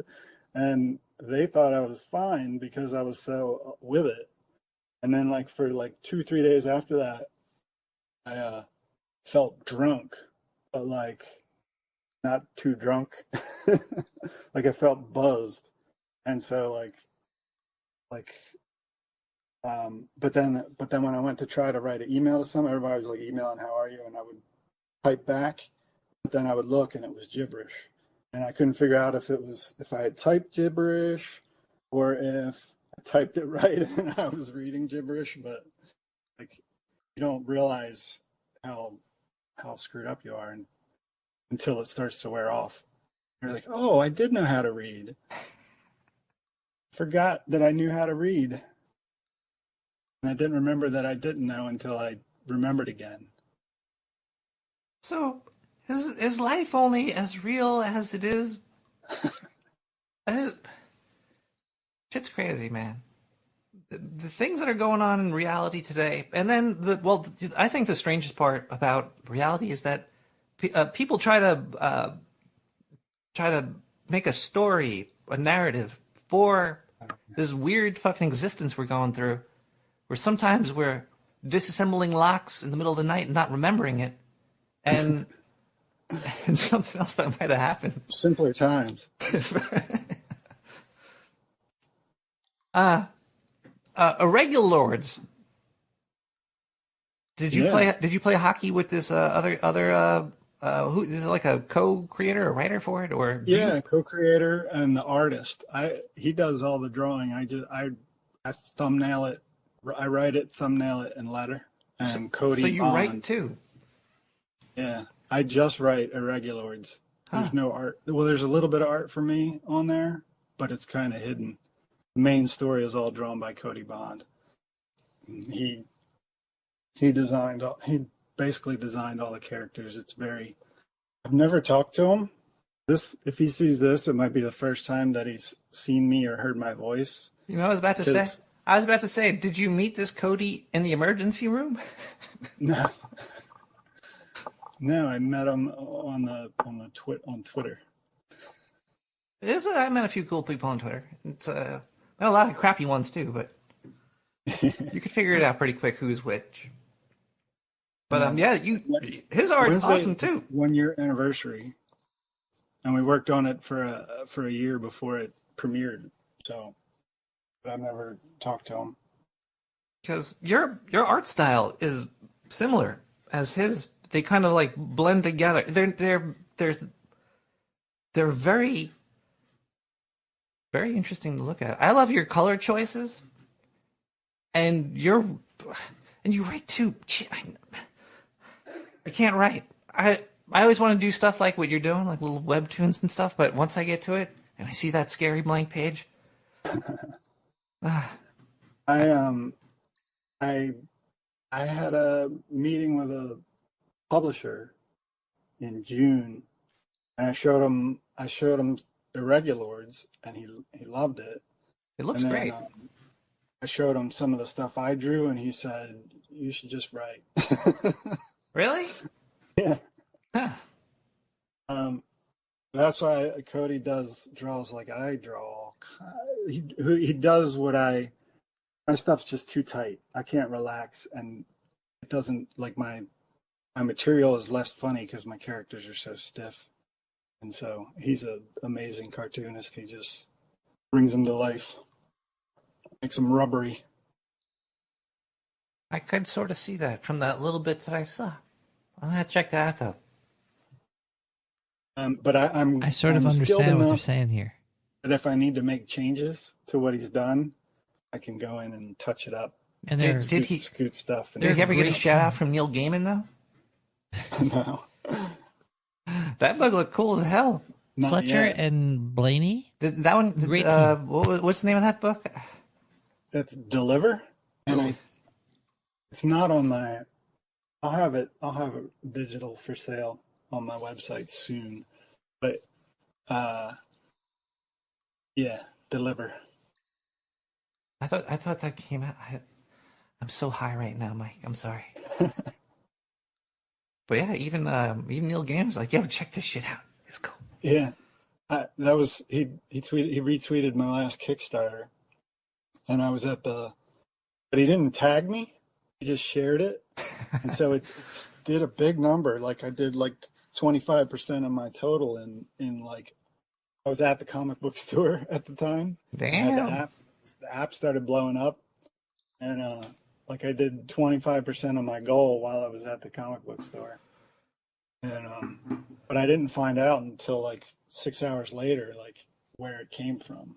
Like I had to search search my name and deliver on, or yeah. Well, I if think only you look for Neil Gaiman. Kickstarter app might have read it, but Do you like anything by Neil Gaiman? Have you read Sandman? I've not. Oh yeah, I did. I read the first trade paperback of Sandman. It's thick. It's a thick. I have it, and I never read it. Yeah, I read the first one and I liked it, but it didn't like engross me that I needed more. I heard they're coming out with the movie or something for it, and the fans are pissed already. Is Marvel the only company making movies that doesn't really piss the fans off right away? I mean, all those, every fandom on Twitter is awful. I think most of them, like I mean, like enough of a percentage of them. Like all it takes is like 6% assholes, and every conversation turns to shit. Mike, do you know my problem with Twitter? I don't know who's real or not anymore. I think I'm talking to bots or some weird AI or like somebody I would like to see the figures. I think it's at least a third bots. So, do you think we should have like a universal sign-on to the internet, like a ID, like your social security number to sign into AOL? What do you think about that? Would that make you feel better? That's a great idea. Retinal scan. Yeah. Are you a replica? You go through a test, you got to smoke a cigarette and stuff in front of a camera and ask you questions. I don't know what to do about the bots on Twitter. I've been pondering it. Don't do anything. Just keep working. Fix it someday. It's somebody from my chat room. Their name was Lavish, and they asked how you got your book deal through the CIA. I don't even know if that makes sense. I recognize that. Lavish is around No Agenda chats and stuff. Do you go into the troll room at all during the show? No. All right, there's like a whole society of Twitter in there. There's like a whole nother Twitter in there. But people get kicked I want to be in there every once in a while. Like every few shows, they'll be saying someone's name wrong or trying to remember a movie, and I was like, duh. That's the only time I ever want to be in there. Otherwise, Mike, you don't know the secret? No Agenda is the troll room. Well, actually, Adam is. John doesn't read it. Actually, maybe he fucking does. He's probably in there reading the troll room the whole time. He's probably the king troll. John's never going to talk to me again. I have some more questions for you if you would like to hear them. Yeah. Listening. Have you ever had a paranormal experience? I think so. I've had enough head injuries that I'm never sure. What is the strangest thing that happened other than the lock thing? Because the lock thing is pretty strange, but that's just like a forgotten memory. Has something happened more than like a lapse in reality? Wait, that's paranormal. I don't know. Anyway, what's this? What's something strange that happened? You can't. I've got two good paranormal stories. One of them, I'm trying to figure which one would be pertinent. I'll listen to all of them. I spent the night at Penhurst Asylum. I have my friend Howie Noel is an artist that he draws the comics for TAPS, Ghost Hunters team. Like he draws them. So he's got all these Really? Ghost World hookups. Like the ghost hunters that go to like haunted houses and they're on TV with the equipment. Yes. Yeah, a show from way back. He goes out on a boat. He goes on a boat with the with the main guy all the time. That's great. Haunted boat. Haunted cabin cruiser. But he's got all these Ghost World hookups. and like they basically gave us the keys to Penhurst Asylum. They let us stay in there like with no tour guide or no supervision. Wow. And we spent the night in the basement. The funny thing is, like, there was a guy that walked us around, and like they don't know the history of the actual history. They're like telling you, like they're like giving you a historical tour based on what people running around in there at night have told them. Like, oh, the caretaker, Mrs. So-and-so, where it's like not, it's just what people have spelled out with the flashlights. But I was in the basement, and there was supposedly some janitor that lived down there, or that worked down there when it was opened. And Penhurst, you should look it up online to see the pictures of it. It's horrific. And but he supposedly was down there, and he was protecting the children, or the ghosts of the children. Wow. So like a lot of these stories hinge on that everyone in there all died at the same time or something. I'm sure a lot of people died in there, though. Yeah. And you slept on the floor? Did you bring a cot or a sleeping bag? No. Well, Are there beds? My wife had enough around 4:30 or 5. I think we could have stayed till 7, but we checked out at like 4:30 and went and slept at a hotel. I did not sleep on the floor.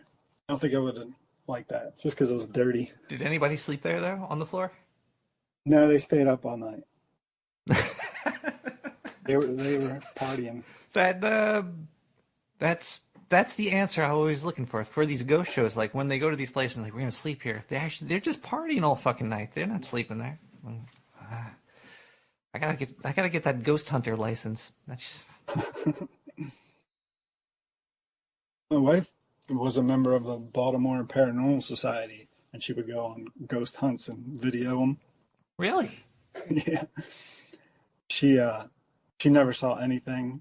She didn't like, and I don't think she was even trying to see anything. She was just like. Well, that's why she didn't, though.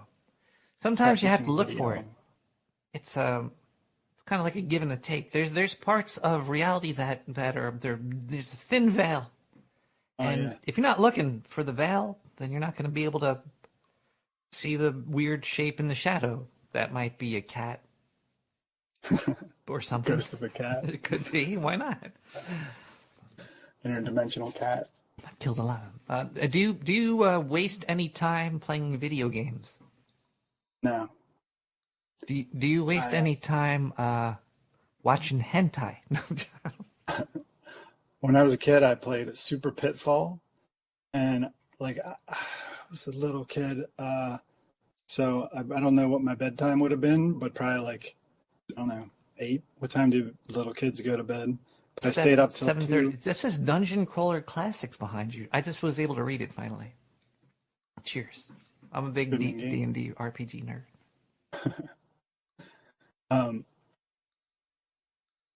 These are rewards for my Kickstarter that's going on until I need that Grimace. Thursday morning. You got Grimace, the Hut. Oh yeah, you have the new book, Funology? Pat Centaur. Yes, Phrenology. It's on Kickstarter. It's on Kickstarter till Friday, September 9th. So if no, it's this Thursday. Oh, it's this Thursday, September Thursday. Yeah, there's 60 hours left from. There's not 60 hours left right now. This goes up in 2 days, so there will. If you're not listening to this live, are they going to be able to purchase this after that's over? Ever? Yeah. They just can't get all the cool stickers. Yeah, they probably could get those too. We'll work something out. If there's anybody that's desperate for a Pat Centaur sticker.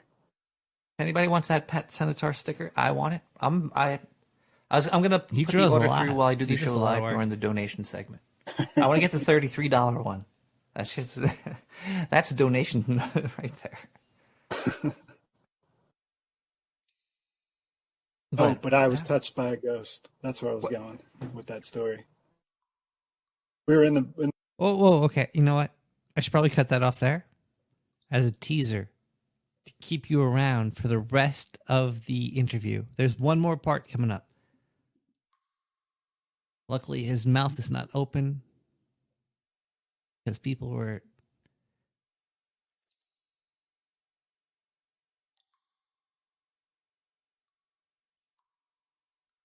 Reality is pretty cool. Depends on who's around you or what's going on, because reality could turn really bad really quickly. And that's why you have to build a group of people. And sometimes I've seen groups go rotten individually. Ugh. Life is fucking weird, man. Anyway, okay. Fucking Mike is... I want to talk to him some more. Mike Riley he's got some great stories. Wait till you hear what he says.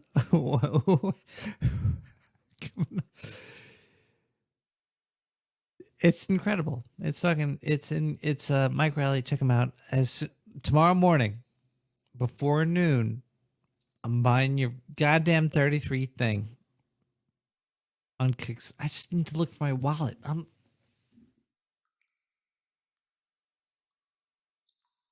like half naked over here. I can't. You go there right now. Look for Mike Riley, Mikeriley, and Kickstarter and Phronology.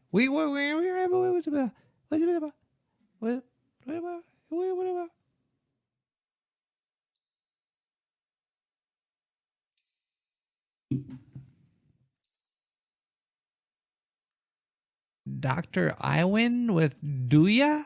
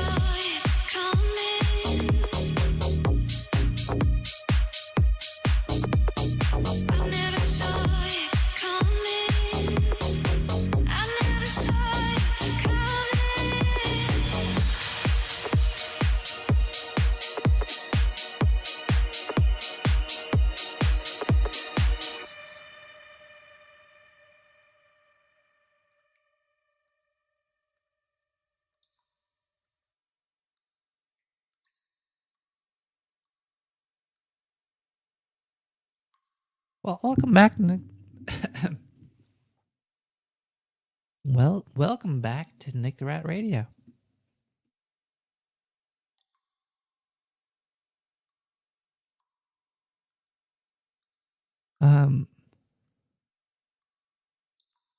Just to prove to people that this is live, we're going to let them choose Mike Riley, Zindu, or commercialism. Those are the three choices. The first person to respond wins. Commercialism, Mike Riley, or Zindu. What do you want to hear right now? It's up to you. This is a race to sewer chat.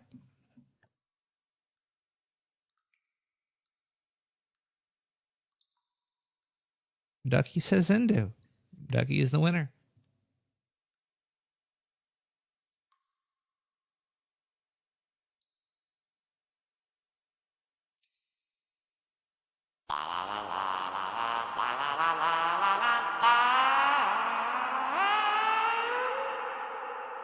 Hey everybody, I hope you're having a great weekend. Zindu is back outside, still not in the sewer. I heard it's pretty moist down there, so it's pretty laid back. You know, they're doing whatever. It's very wet in many ways, or something. I don't know. It was my contract to say that. Nick's a weird person. Let's look at something. Oh, here we go. Superpowers in the people. This is from LiveScience.com. Man can change his pupil size on command. Once thought an impossible feat. Now, you know what? This article, I already know how he does it. You just pull a boner. When you pull a boner, your eyes dilate. Some people can wiggle their ears. Some can fold their tongues. This man can dilate and constrict his pupils on demand. A 23-year-old student in Germany can shrink and enlarge his pupils on demand, probably fucking up his retinas and all that shit. That's like, imagine you could control your heart beating. Good luck. And then you'd be fucking thinking about that all day. The hell is this? I'm going to message here. I got to move on with the article. Okay, let's see. Constricting the pupil feels like gripping, tensing something. Making it larger feels like relaxing the eye. How rare is this? Though a series of tests, the researchers confirmed that DW indeed has this ability, and they found that no indication that he was changing the size of his pupils indirectly. In one test, the researchers measured the electrical properties of the skin by applying voltage tests to his pecker. He was aroused by the increased mental effort. Actually, it does say this. The pecker part was me, but which might also have increased his pupil size indirectly. See, that's what I'm telling you. He just pops a boner. He's sitting there. He's getting hard. He can change his pupil size. Let's read another article here. That was stupid. Fastest way to relieve diarrhea, according to a single dietitian that probably went to a school with carnies, but they have a piece of paper now, so let's read this article on eatingwell.com. Diarrhea, which is defined as having 3 or more loose, watery stools a day. I didn't know that there was a fucking number of wet, watery stools you had to have. I think sometimes it's just like a continuous stream, isn't it? If it's one continuous stream that's not diarrhea, I'd beg to differ.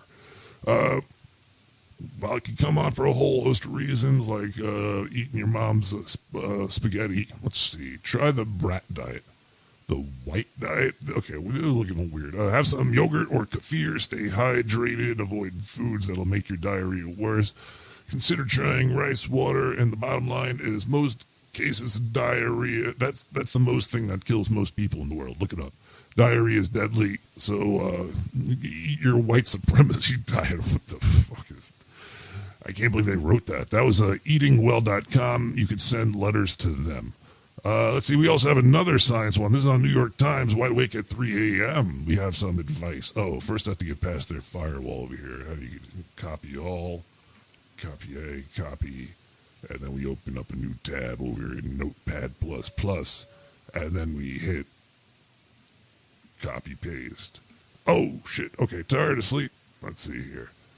4 or 5 people say that they suffer sleep problems, blah, blah, blah, blah. How do you fix it here? Don't always listen to sleep experts. Oh, what? I'm not reading this. This is stupid. Anyway.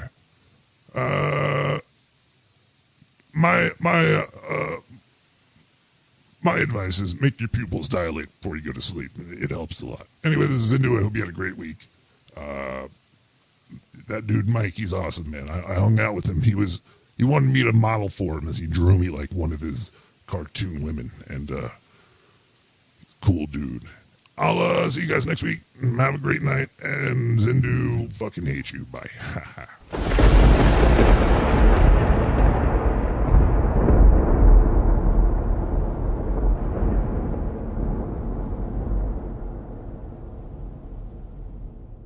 Quercus, this is for you. Hold on. First, I'm going to take this Lavender Blossoms drop.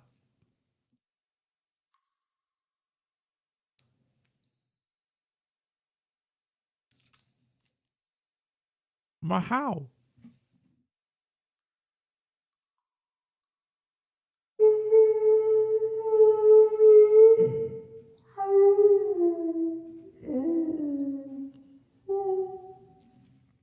And we'll drink Lavender Blossoms.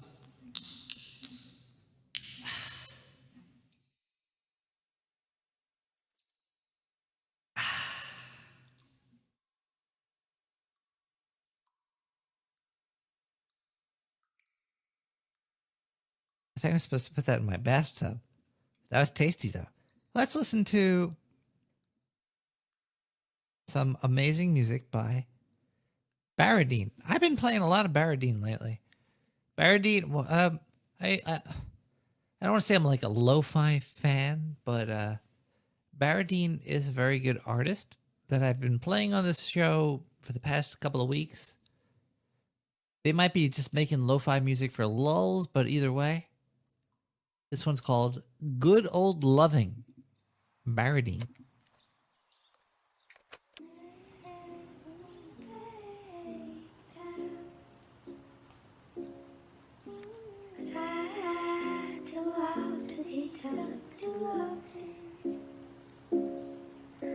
I never wanna break down, but you always seem to give me good old loving. I never wanna break down, but I too often hate love too often. I never wanna break down, but you always seem to give me good old loving. I never wanna break down,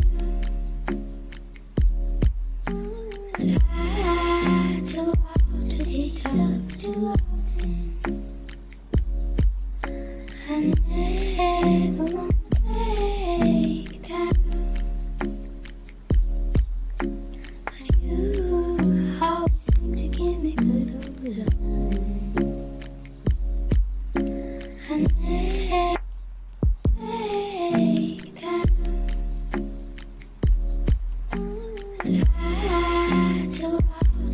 love too often.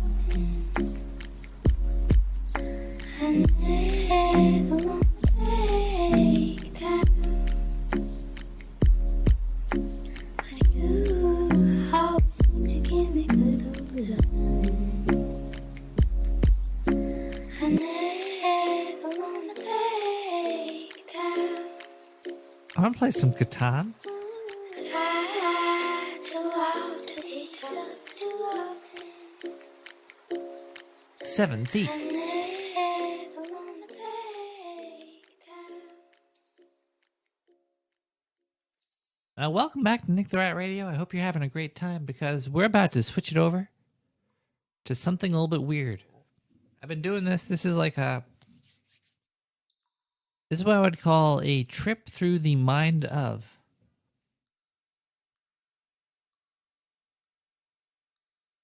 I hope you're ready. All right, are you ready? All right, this is what I want you to do. I want you to put some maybe like some blindfolds on or some shit. I don't know. Close your eyes. Listen to the next segment This okay.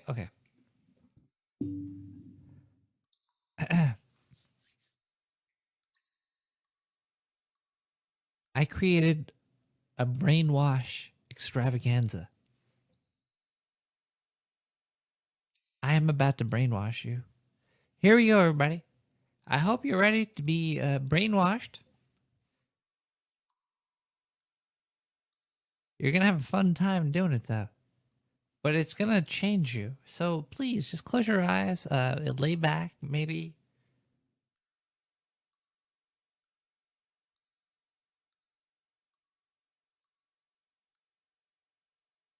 Here we go. All right, so try it out. Try it out. See if you feel different after this series of audio experiences you're about to experience, okay? Just try it. Not the. We're gonna get back to the interview with Mike. Here, we'll go. We'll do it. We'll do it right from the studio. We'll do it from the studio. Let's get rid of the walls, though.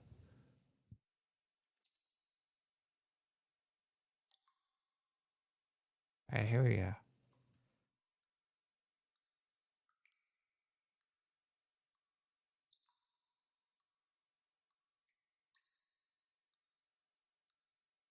Get ready.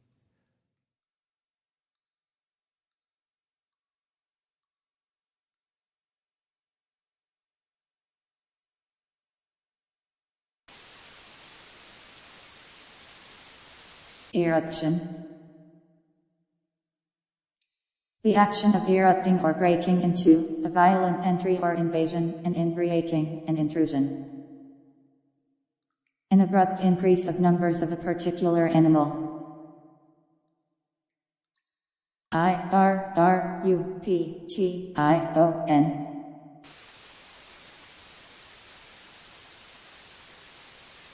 If you want to know how stupid hospitals think you are, watch this video till the end. If you've seen my pricing transparency video, you know that back in January, there was a requirement placed on hospitals that they needed to publish the prices of their common procedures so the public could see. It is almost the end of August, and less than 10% of hospitals are compliant with this. But even more than that, look at this. This hospital put on their website, we understand that we're required to publish our rates. We haven't invested our resources into this because it provides something that will only be useful to our competitors. We aren't in it for them. We're in it for you. Could you imagine going onto a car lot and being like, hey, I want to buy a car. Can you tell me the price? And then they're like, well, we don't invest our resources into pricing out our cars because then the guy down the street might see our prices and try to sell you a cheaper car. So instead, just buy the car and I'll tell you the price afterwards because I care about you. And for the hospitals who are posting their prices, check this out. A colonoscopy common procedure. At this hospital, if you are paying out of pocket, you will pay an average of $1,400. But wait, for the same colonoscopy at a similar facility, if you are paying out of pocket, you will pay an average of $14,000. Now, do you think that this facility is sticking that camera up your butt so much better than the other facility that they get to charge you $13,000 more? No! Patients are going into crippling debt. Medical debt is the #1 cause of bankruptcy in the United States. Yet nobody is holding these hospitals accountable, and I am tired of it.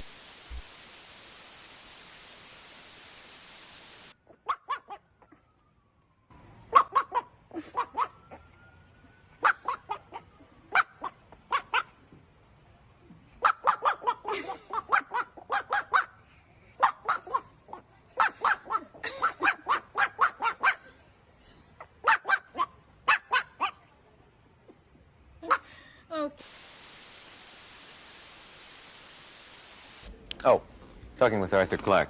What is this about? What is a squared circle? It's a mathematical term, isn't it? Yes, the idea is to make a square equal in area to a given circle.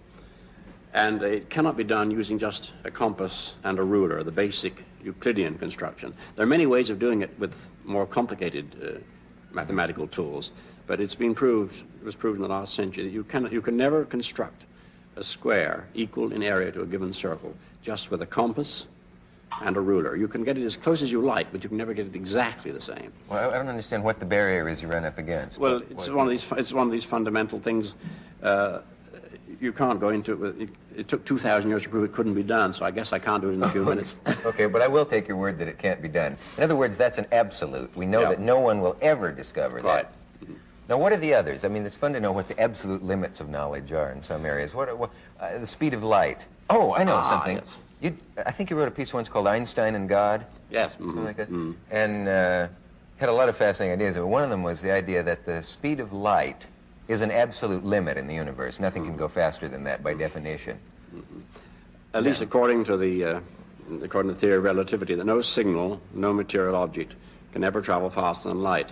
And that means that God can't control his own universe if he's reduced, if he's... Now, wait a minute, that's an enormous step. Why can't... What is that? Well, if God himself can never influence anything further... he can only control a very small area of the universe. If anything several light years away, it would take him several years to influence that, if he obeys his own laws. You see, there's a kind of cosmological, theological paradox here. Either God doesn't obey his own speed limits, or if he does, he can't control the whole universe. Well, that's wonderful. I don't take this as a very serious objection, but there's a possibility that, in fact, that we may be able to go faster than light. This is another possibility. So that would, you could get around it that way, too. But if God is off dealing with some problem at one end of the universe, and so all hell is breaking loose somewhere else, it would take him millions of years to even get the information, let alone be able to do it, assuming that he obeys his own laws. Otherwise, you have a God who doesn't obey his own laws. And this may be why we're in trouble, you see. He's coming here as fast as he can, but may not make it in time.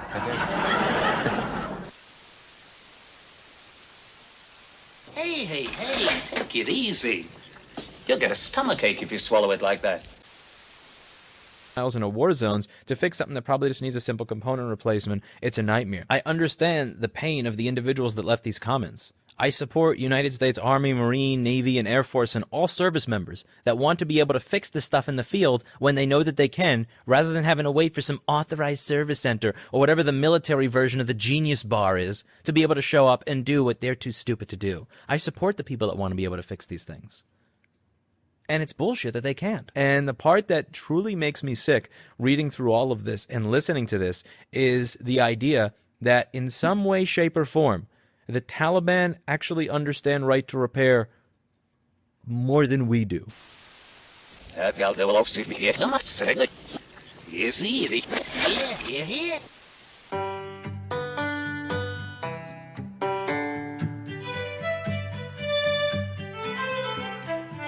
Young boys from old Virginia, one poor and one rich, sleeping on the finest cotton, the other in a ditch. Well, they found out about the weed stuff from a friend of theirs in town. Better powder up your muskets, Dixie Devil's coming round.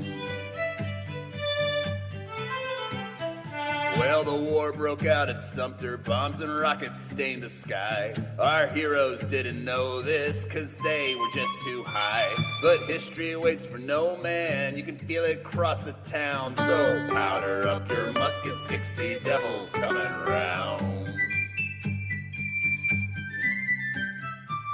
There's a lot of life behind us, even more yet up in front. They turned on Robert E. Lee 'cause he was such a cunt. They joined up with Ulysses and brought the whole war to an end. Better powder up your muskets, Dixie Devils ride again.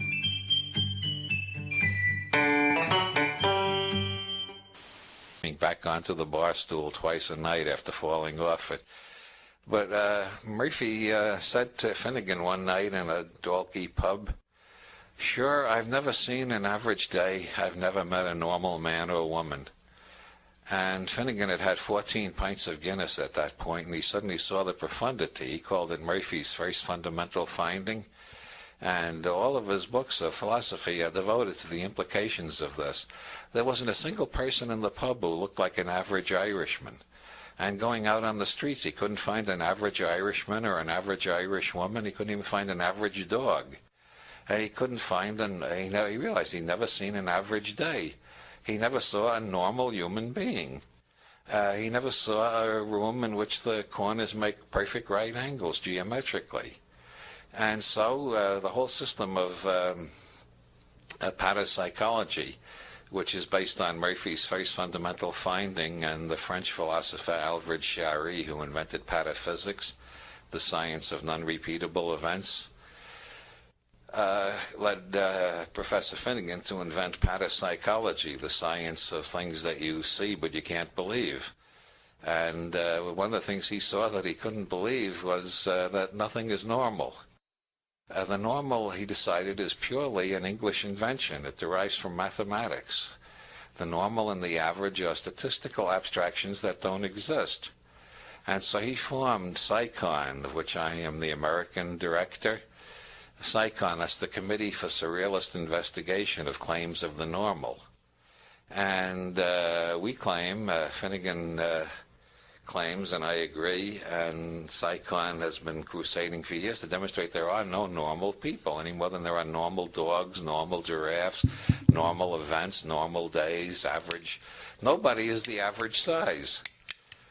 Nobody is the average weight. These are all pure fictions. The normalists live in a world entirely of abstraction and fiction and metaphysical entities that cannot be found in the normal world of sensory, sensual space-time in which we actually live. Hello, friends. So, I got back from the road Saturday night, feeling very weary. I had a headache, and I just felt run down. And just to be cautious, I separated from my family, slept in a different part of the house, and throughout the night, I got fevers and sweats, and I knew what was going on. So I got up in the morning, got tested, and turns out I got COVID. So we immediately threw the kitchen sink at it. All kinds of meds, monoclonal antibodies, ivermectin, Z-Pak, prednisone, everything. And I also got an NAD drip and a vitamin drip, and I did that 3 days in a row. And so here we are on Wednesday, and I feel great. I really only had one bad day. Sunday sucked, but Monday was better.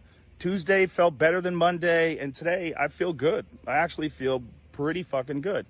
That's the good news. The bad news is we have to move the Friday show in Nashville. It's going to move to Sunday, October 24th. So that will be the new Nashville date. My apologies to everyone. Obviously, there's nothing that I can control. It is what it is. Crazy times we're living in. But a wonderful, heartfelt thank you to modern medicine for pulling me out of this so quickly and easily. And my love to all of you. Thank you. Bye. In Old English, W-Y-R-D meant fate. Weirdly, that gave us the term weird. Call an ambulance, please. Okay, hold on. Where does it hurt? My stomach. ちゃんと痛いけど痛い。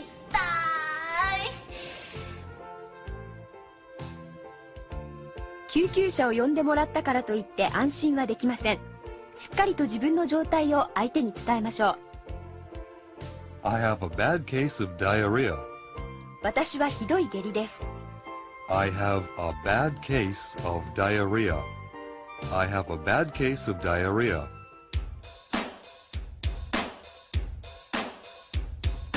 I have a bad case of diarrhea. I have a bad case of diarrhea. I have a bad case of diarrhea. I have a bad case of diarrhea.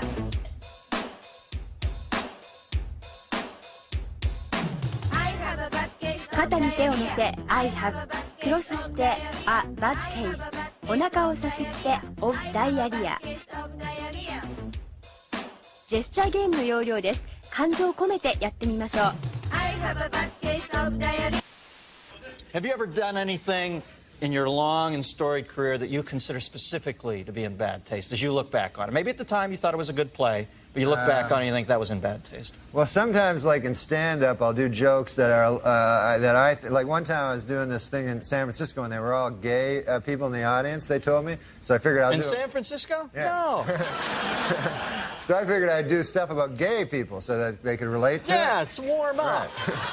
They love that. And so I was talking about, because I went to this gay pride parade, and I saw in it there were these old men and old ladies like with these signs that said, "We are proud of our gay son," you know? And so I was saying, that's an odd thing to be proud of, you know, because it's not an achievement, you know? It's not like something you work all your life to be gay or anything like that. And I just wondered, I had a hard time believing that these 50, 60-year-old men are actually bragging, you know, at work like they're, "Hey, Bill, you know, my kid, oh my God, we're proud of him, Johnny.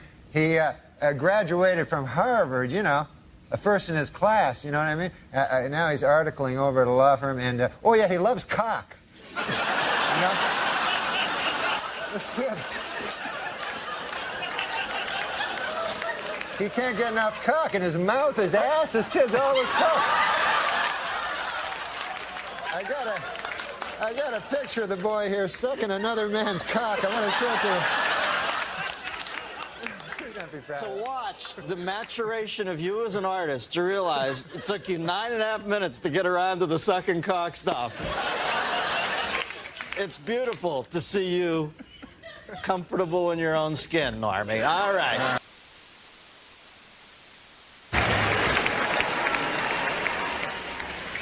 Now let The Rock get this straight. You invited The Rock, the World Wrestling Federation champion, to speak at the Republican National Convention? Here we go. My wife in the middle of the street.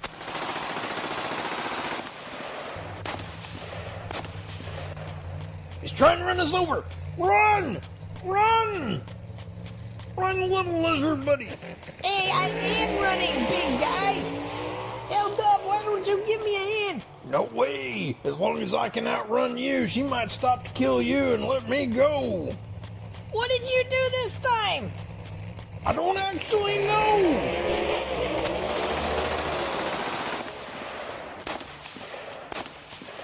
Be looking out ahead. Be looking out. I am crapping my pants.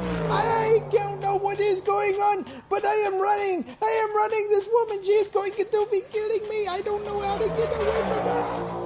Hey, that was Chad from AT&T.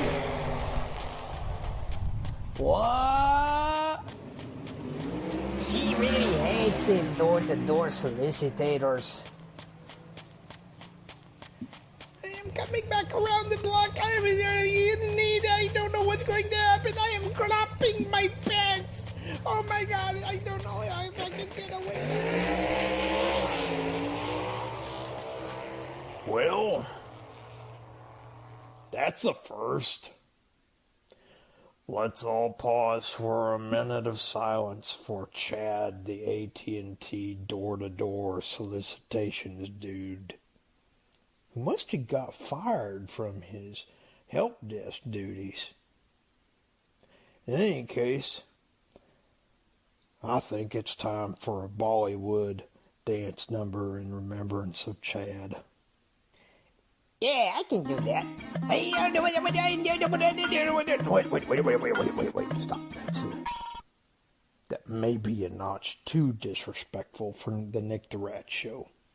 Are you kidding? Yeah, go on. Well,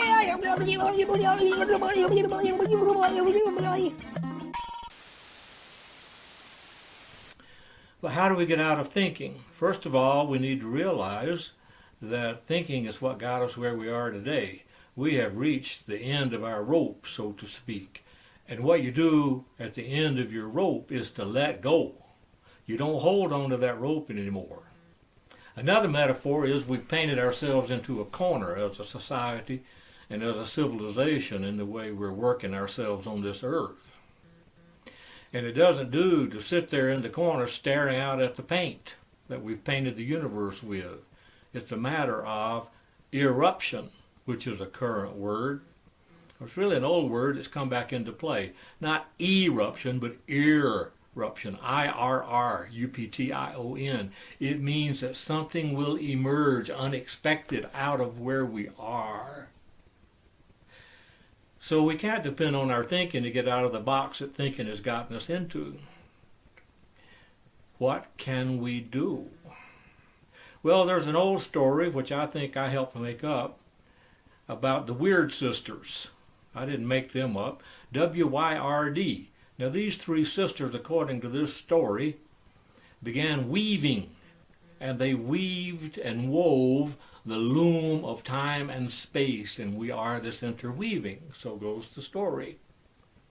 Now, the people of the British Isles, as it was called later, were people who appreciated the Sisters of Weird, W-Y-R-D, and they believed in weirding, which means that you open to the interweaving of all things. But the Romans came along with their countings in terms of legions and centurions. They were counting by tens, you know, on their fingers and their toes, and decided that that was a way too weird, W-E-I-R-D. They wanted the people to come into the fold of digitalization, of industrialization, if I can say that word.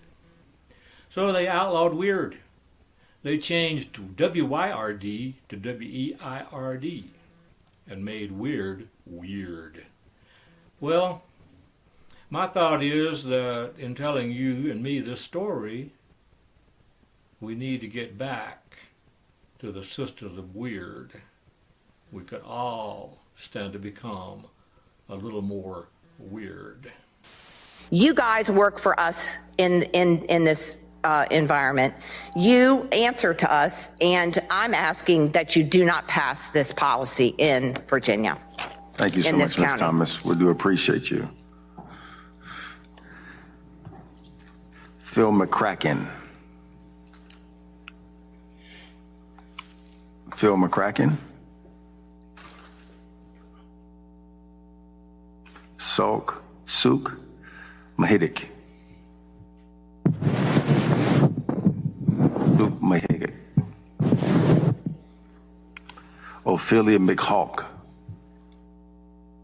Ophelia McHawk. Eileen Dover. Eileen Dover. Don Kiddick. Don Kiddick. That's my favorite one. Donkey Wayne Dick? Kerr. Donkey Dick had me dying. Wayne Kerr. So the reason why the jar broke when he put it inside his ass was that normally he'd fill the whole thing up with water to create more resistance, but this time it was empty.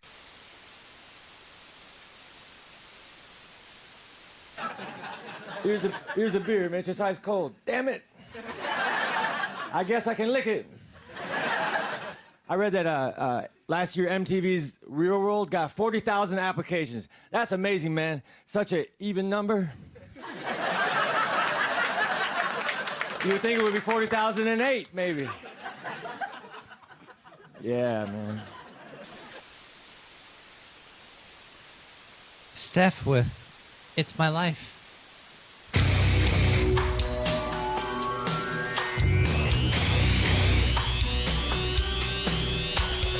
Send a song for the broken hearted.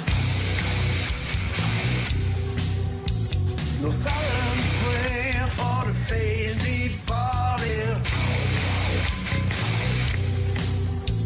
And I ain't gonna be just a face in the crowd. You're gonna hear my voice when I shout it out loud.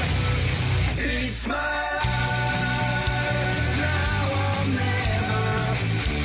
And I am gonna live forever. I just wanna live my life. It's my life. Gene, I'm fucked up right now. I'll open the phone line. Dang. Hold on, Gene. Hold on.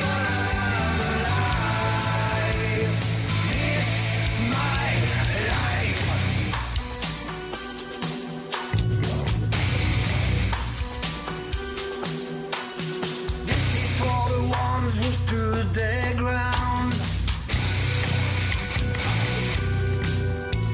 For Tommy and Gina, who never backed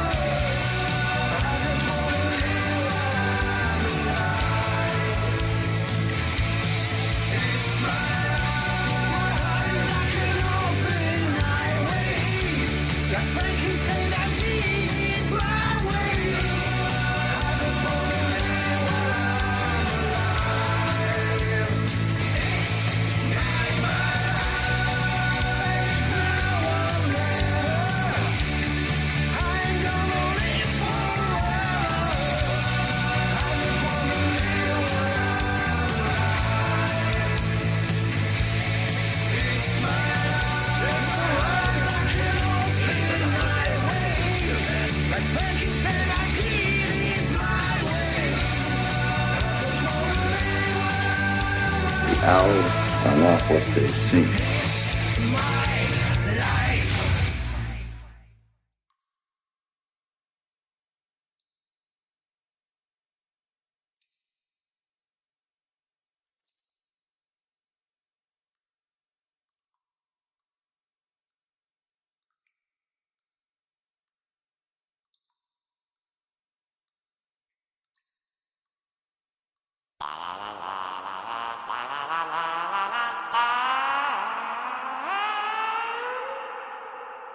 Hey everybody, I hope you're having a great weekend. Zindu is back outside, still not in the sewer.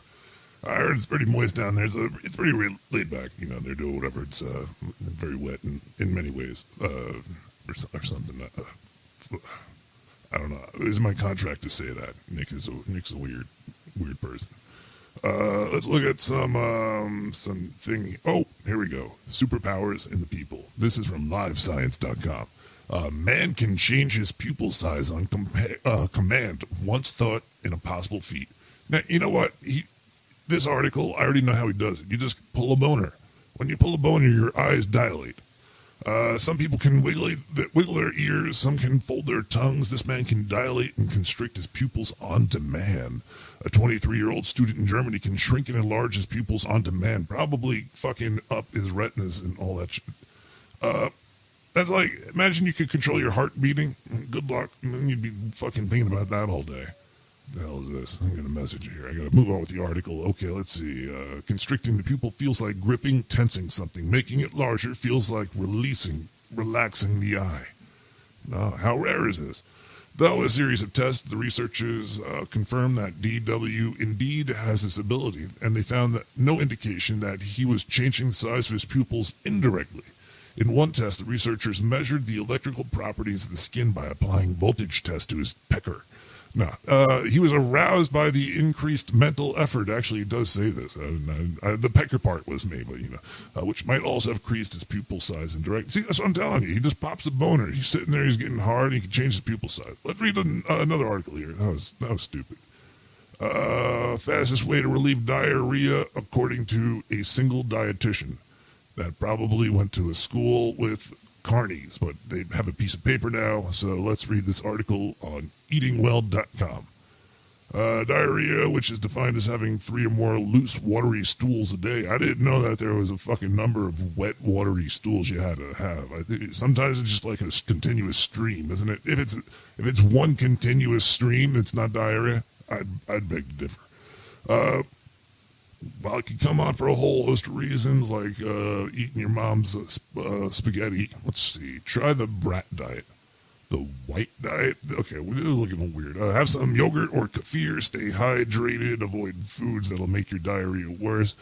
Consider trying rice water. And the bottom line is most cases of diarrhea, that's the most thing that kills most people in the world. Look it up. Diarrhea is deadly, so eat your white supremacy diet. What the fuck is that? I can't believe they wrote that. That was eatingwell.com. You could send letters to them. Let's see. We also have another science one. This is on New York Times. Wide awake at 3 a.m. We have some advice. Oh, first I have to get past their firewall over here. How do you copy all? Copy A, copy. And then we open up a new tab over here in Notepad++.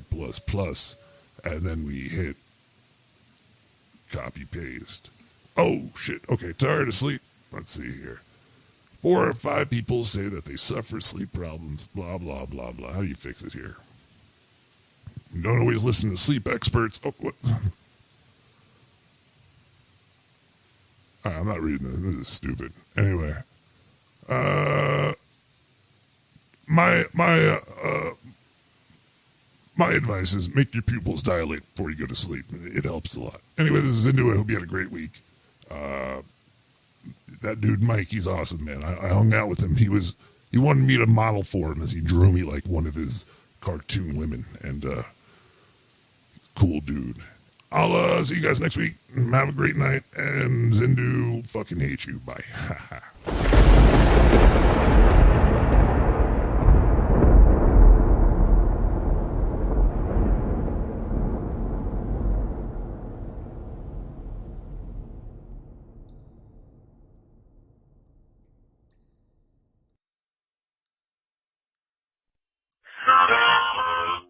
I was born in the desert.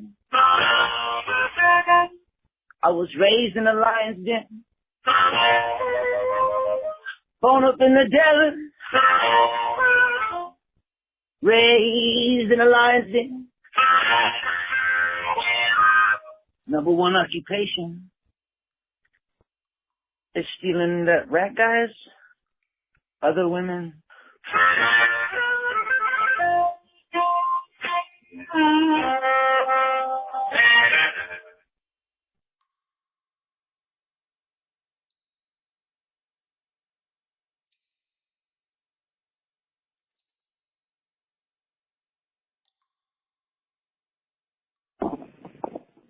Hey, Vic. It's your doctor. I was calling to see if you got my package yet, and if you wanted to talk about it. Dirty. Anyway, sorry about the wind. I got the top off my new car. Riding dirty. Adios.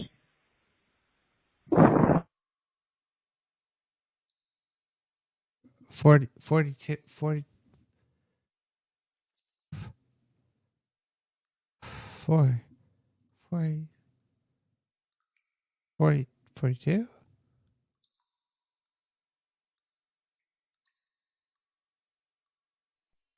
Hello, suicide hotline? What? Hello? Come on. I can't do anything right. Come on, chameleon. Chameleon. Fuck. Beep! Ah. Beep! I just want to play you some music, yeah? Sure.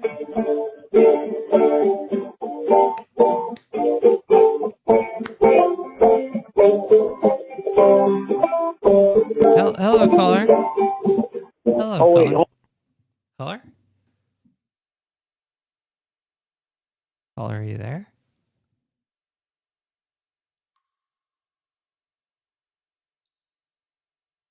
Caller, I don't think you're talking.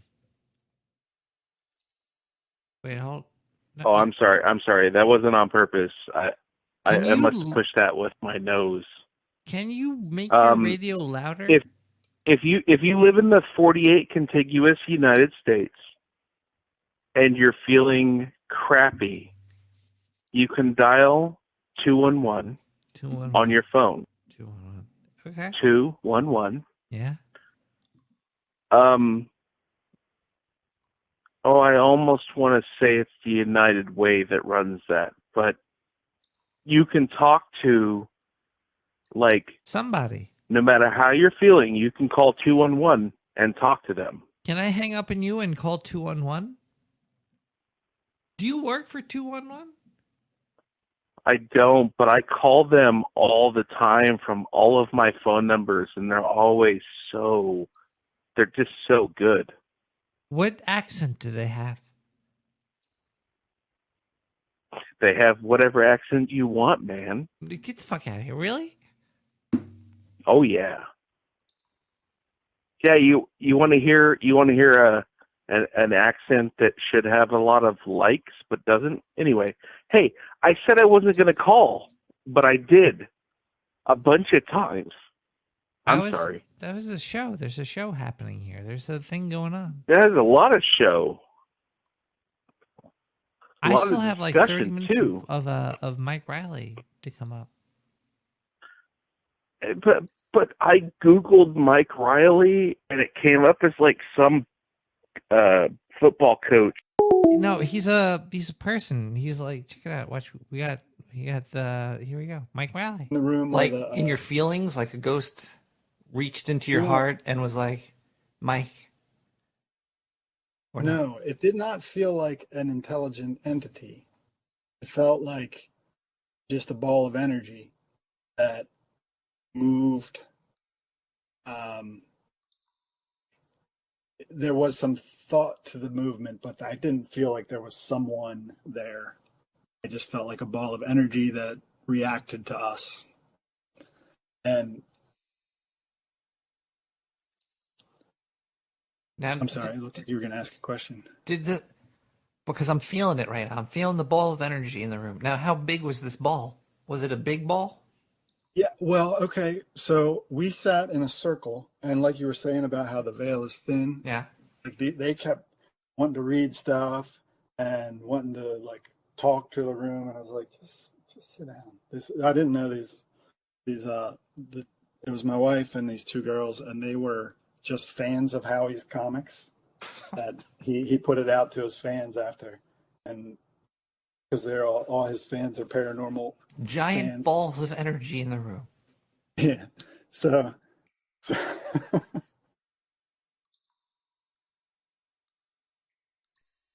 Hey, Nick, this is Bert from Texas. I just got some this relationship advice asking you.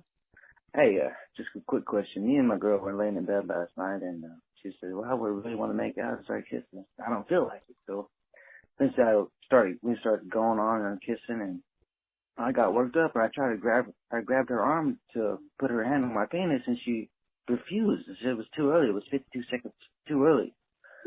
What would you do? Would you storm out of the room, or would you wait 52 seconds? Thanks, Nick. Long time listener, first time caller.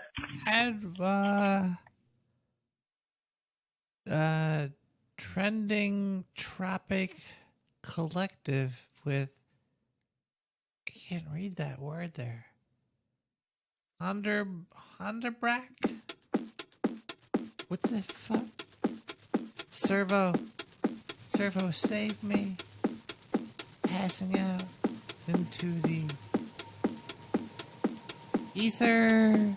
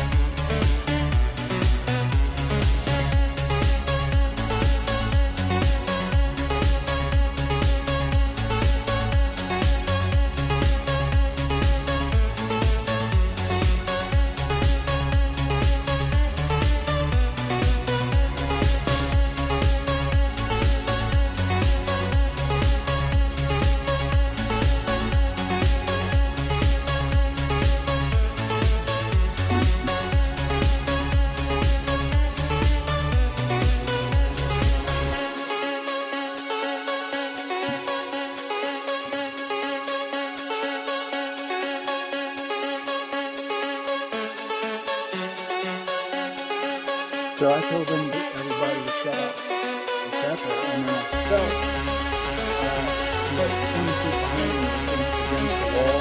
I felt something faint. And it was not like a physical sensation at that point. It was just like a sense. And so I said, there's something over here. And I got up and walked over, and because I could feel I was getting closer to it. It was like a cold, but not, it was like cold electric, like necrotic energy. Mike, have you ever gotten the chills? No. I'm immune. I can't get poison ivy or the chills. Because I was about to say the chills are I was about to say everybody experienced the chills and like little, you know, like you get it's called chicken skin or something. Yeah. Is it called chicken skin? Because I'm getting goosebumps, goosebumps and chicken skins. Yes, that's it. And why are all these? Because I can imagine that's kind of what it felt like. But you said you don't experience this, so now I'm very curious about how you felt because I'm getting goosebumps. Yeah. So if I were to walk down my basement right now and go to the like whatever, look out back, walk back up, I would rush up the steps because it would. Like I'm like that, but I was in the basement of this abandoned insane asylum, and there was a few people there, and I did not feel any of that anxiety. Well, there was there's kegs and were they playing music?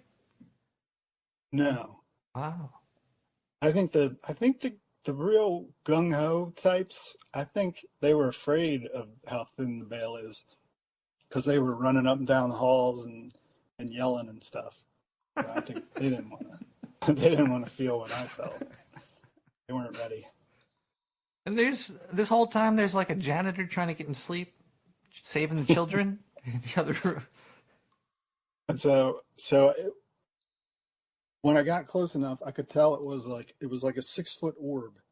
And like I couldn't see anything, but I could put my arms around it and feel the edge of it. It was very spherical. Like a physical thing. You were feeling a physical thing? You couldn't move your arm through it? Yeah, I wasn't feeling a physical thing, but I'm trying to think if it's like it was like a static mental electricity repels you a little bit.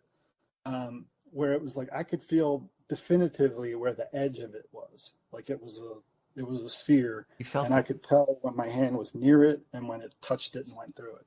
And I walked right and stood right in the middle of it. And it was like cold and strange. But like not like frightening, not like it didn't feel like an evil force or anything. It just felt like a cold energy. Maybe right now we are interviewing the ball of energy. You might have this thing with you still. Maybe. That's weird, man. I never interviewed a ball of energy before. Well, we were able to measure it because we had those EMF detectors. There was a energy going then, like a detectable energy. And it moved. When I stood in the middle of it, it moved, and I led them. I said, it's over here now. And I said, it's right there, and they would stick the EMF in, and it would light up. I did it. We did it. It kept moving. It moved like 4 times. And it would move and stop. So there was some, like it wasn't just drifting around. It would move and stop, so it was moving deliberately.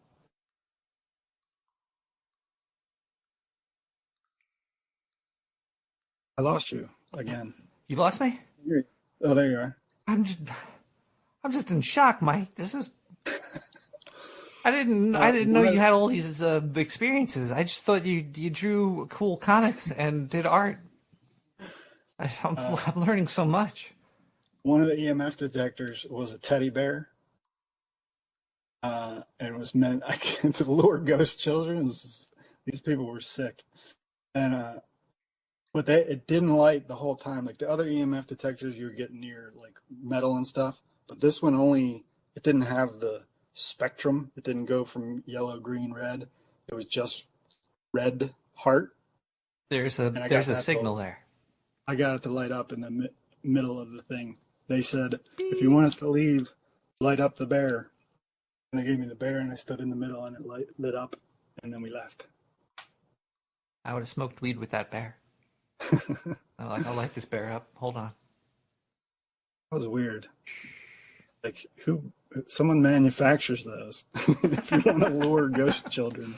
I heard you could just get one of those they have like the ghost EMF bears at Build-A-Bear, right?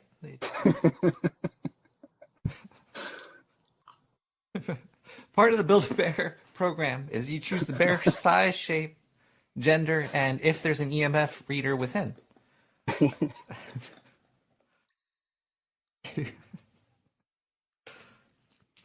Oh man, I hope the recording of this works well.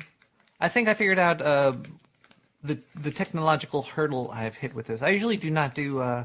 Usually every time I do video things, I need a separate computer to run that on, and then send it to another one to record it on. The recording industry is annoying. I'm just still. Mike, what stresses you out in your daily life? Do you have daily stressors? Yeah, I have a special needs dog that has fits throughout the day. It's taken a couple of years off my life. That's sad. It's so it's upsetting when there's like something you love that just has pain or not really pain, but just something that's is not good. It's like we got to get through this, and it does hurt. So that gets my blood pressure up, and then I have a job. Some people yell at me, financial advisors. Well, tell them to talk to you. And most of them are cool, but it's like the fandom. Like 6% of them are assholes. So, and they just happen to be everywhere. And that 6% can ruin your day. It's true. Yeah, I think I'm scared of the 6%. I don't leave the house because of the 6% that I'm scared of. And that's it's a detrimental thing on my life experience. I'm not going to all the ghost parties within haunted. I did go to an abandoned TB hospital, tuberculosis hospital. Apparently, there was a lot of people dying of TB a while ago. Yeah. It was a lovely place. A lot of haunted rooms and stuff. There was bones, strange bones. I doubt it might have been. There was what are they called? Not a crematorium, but a place where you put bodies. A morgue. There was a morgue within there, and it was like busted up. Did and all you lay in the slot? I didn't, but my friend did, because I'm like, I'm not going in that shit. And then he comes out and he steps on a goddamn nail, like a rusty nail. He's like, oh man, I'm going to need to get a shot now. I never could that adventurous. Actually, maybe one time I did do a little B&E and fell down a fence, but I'm not going to talk about that right now because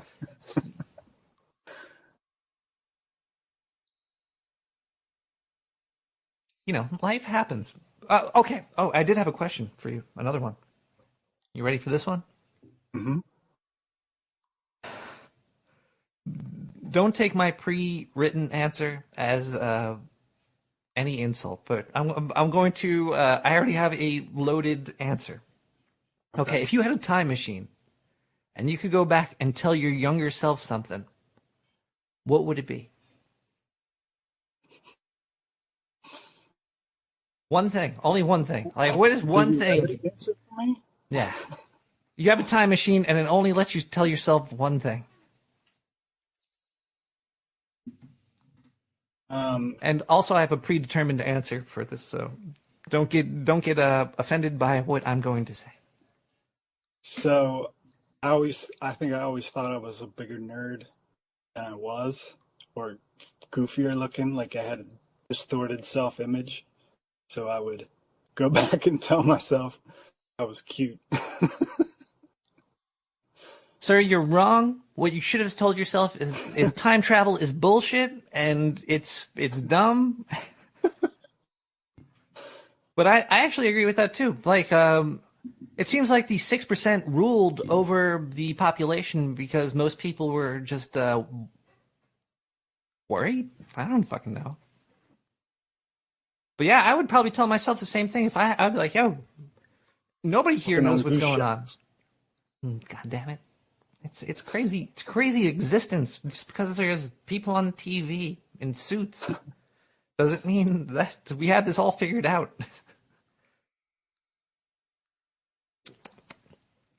If there is one thing you could know, what would that one thing be? About the future? About anything. Or just about anything? Reality. Mine would be, I'll just tell you mine right away, it would be quantum physics. Because I'm having a hard time believing that shit. So if I could just have one thing answered to me, very simply, it would be quantum physics. Well, I would think you would need to go more fundamental than that. Like, that be the? I want to know question? size. I think. Have you ever read what is his name? Stephen King. He had a good book about size being very strange, and it always made me think about size, because physically things and size are very weird. Like there's gaps in between your atoms, so there's gaps within you. That's very strange. What's in between the gap? We could run through each other. If we did it at the right frequency. Circumstances. Well, let's keep trying it. I imagine 1 in 50 times it'll work. We should just go for it. If I'm going to try this experiment with anybody, it would be you. Because you could give me advice for possible outcomes. I'll be able to tell when we have concussions. Okay, let's change the rule. Instead of running, how about we just walked slowly into each other constantly? I feel like that's you're a lot less likely to time it so that we could actually pass. The faster you're going is the only chance. Well, that's just a misconception, Mike. It's all about the slowness. I'm not a scientist, though. I'm a phase shift scientist. I know all about phase shifting in physical objects, and it's about going slower. Trees are. You ever see a tree with like a sign in it, like a magnets, like something like it grows into red. something. I've seen trees. They do it slow. They're doing it slow. They twist up the little saplings, and then it grows into a big candy cane tree. Have you seen those? Candy cane trees. That's where they come from? I thought candy canes grew from the floor. Oh, wait, no, actually, no, I know what you're talking about. Yeah, they kind of like vine, grab each other. Nature's wild, yo. Does nature blow your mind? Do you ever go to nature for art? Do you ever try to draw landscapes or scenery or anything? Well, I mean, I went in drawing class. I did life study in junior college. Now I've got like some woods there, but I would pull up a picture of woods if I would bang it if I wanted to draw woods to reference it. So I don't. Your nature does look good. Your backgrounds look great too. I can't do backgrounds at all. All I can do is rats. A really simple stick drawing of rats. That's all I could do. But it's frustrating, man. I want to do a challenge with you. We could do an art challenge.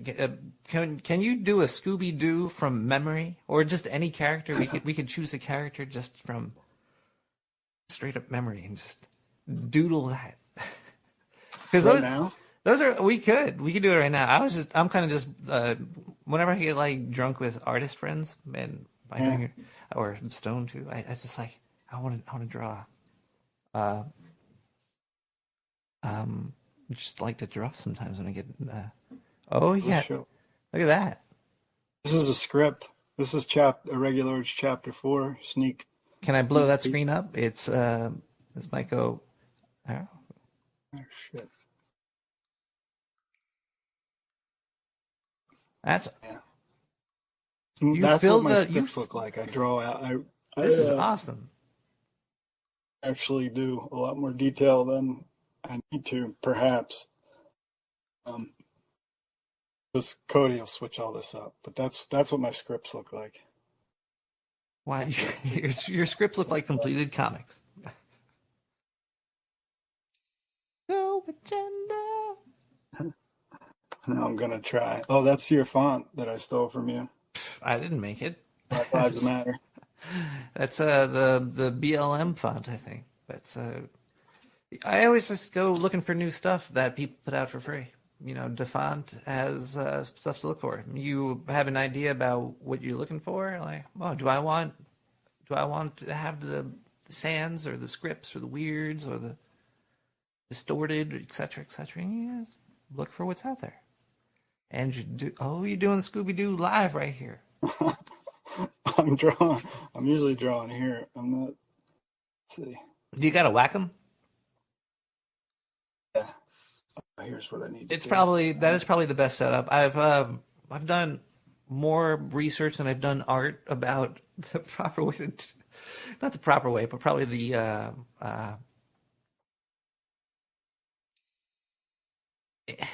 it's like falling down a well of looking for crap. Do you ever fall into a hole of research into something? Last week I was looking for beds and keyboards. Okay.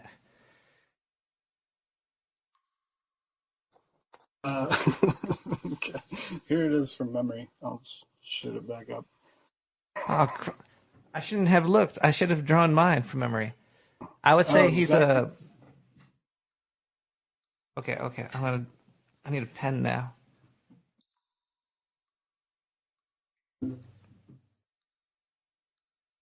Don't worry, I'm gonna edit all this out when I replay it for not edit, but I'm gonna make sure I'm not. By the way, this video is gonna be.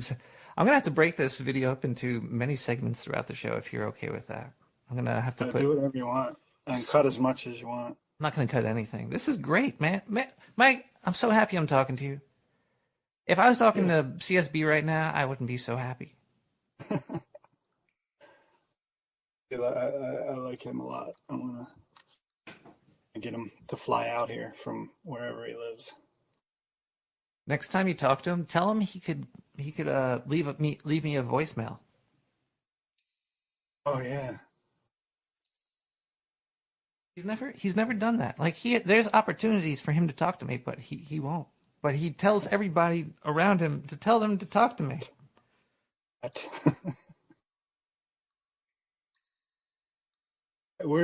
How did you guys end up beefing?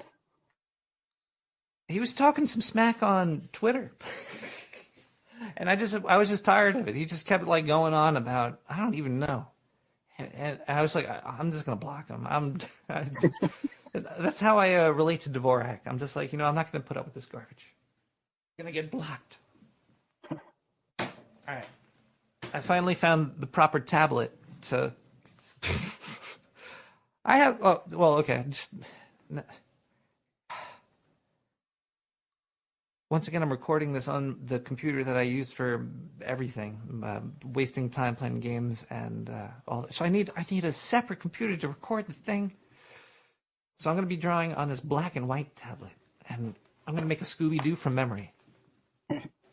It's fucking weird, man. Trying to because you see Scooby-Doo in your head, right? You see him perfectly. I see him, yeah, but he's not. Who do you see in your head perfectly? Do I see in my head perfectly? Yeah, do you see He-Man in your head perfectly? Like if I was like He-Man, you'd like, there he is. I see Scooby-Doo. I can picture Scooby-Doo pretty easily. Well, except for the eyes. Well, that's very weird. Very weird. I can see it. I can't. So why can't you just try that? Can't zoom in and see how the eyes go. When's my tablet number 30? Man, people back in the day had pencils and paper. My tablet won't start. This is horrible. All right. That's too much. Yeah, this is All right, I'm gonna get a piece of paper. Here we go. I'll be right back, Mark. If you would like to advertise Mike. Throw it to Mike, song. if you would like to advertise anything or talk about anything right now for the next 3 minutes, now's your time. Up to the surface to get a piece of paper?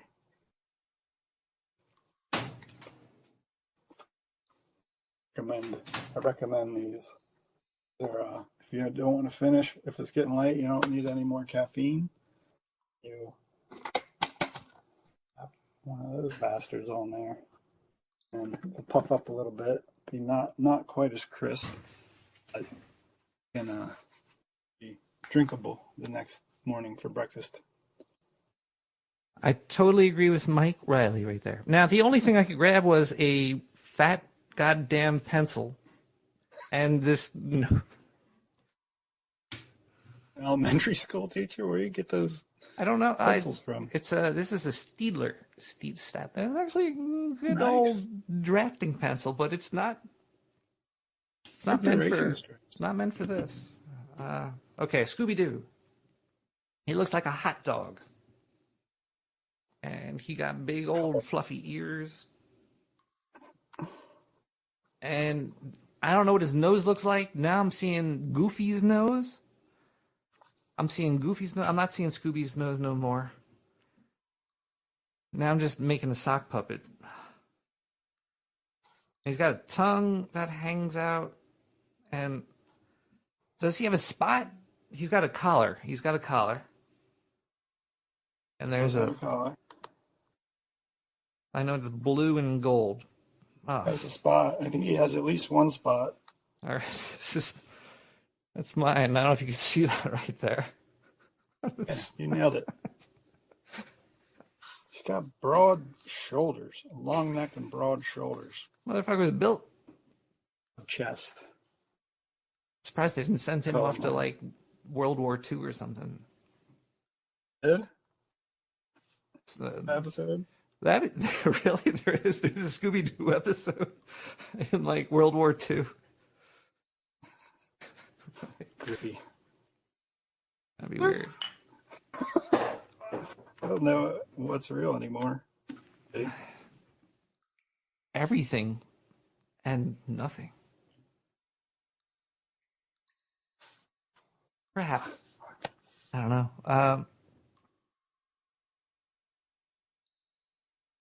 I was coloring them, but it went wrong. You were gonna. I tried to color them. Lines bled out. Oh, the only editing I'm gonna do in this entire video is put a picture of Scooby-Doo up right there. Right here, I'm gonna put a picture of Scooby-Doo. So it's like that's what he looks like, everybody.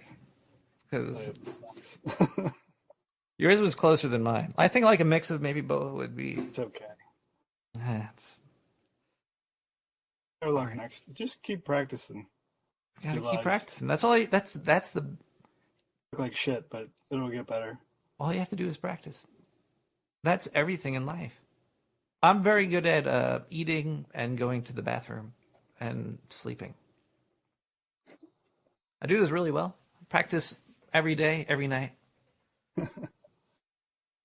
I'll get it right one day. Maybe then I'll stop. Once I get that right, I'm done. And it's like, okay, I perfected sleeping. The sleeping one as much as I should. I would assume that you were up all. I would assume you only sleep in the day, just for like 3-4 hours. I need about 5 hours of sleep. I go to bed midnight 8 or so. But on show night I stay up to about 3-4.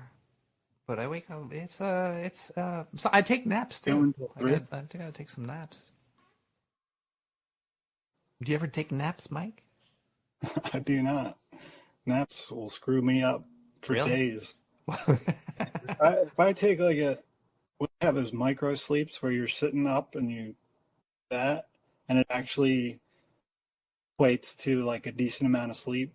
Because if I do a couple of those, I'll be up all night. I fall asleep around 1 usually, 1 or 2. If I napped even for a few minutes or even just a couple micro sleeps, I won't fall asleep before 3. I took a nap once. at about 1 in the afternoon, and I woke up at midnight, and I was pissed off. I was like, fuck. That was a long nap. Bastards. Well, made some ranch hand on my chair. Mike, what is your favorite form of oil, lubrication? Would it be mayonnaise or ranch hand or WD-40? You hear some squeaks, what do you go for? I know what ranch hand is. I've never experienced it. Is it closer to mayonnaise or WD-40? Probably closer to WD-40. I think that's Dvorak's favorite chair de-squeaker. You're just gonna go mayonnaise. Safe. Mike, I should probably stop drinking because the other night I was talking to my friend, and I'm so happy that people still talk to me because I was talking to them about putting mayonnaise on wood from marble racing thing. You ever watch marble racing? Good idea. Slow it down so you can appreciate the action. You solved marble racing. Edit this part out too, so no one steals your idea. That's the thing. I had an argument with 4 or 5 friends for about an hour. If mayonnaise would help, and they're like, "You're an idiot." What? They were wrong. Thank you. Thank you. Mike, you're now my new best friend. You're my only friend now. It's good to have, a couple of good people. How many? Do you have friends, Mike? Do you have people that are around in your life that you would say are good people? All my closest friends I've known since some of them I've known since I was 3. The others I mostly know from middle school. 25 years, 30 years perhaps. 5 years.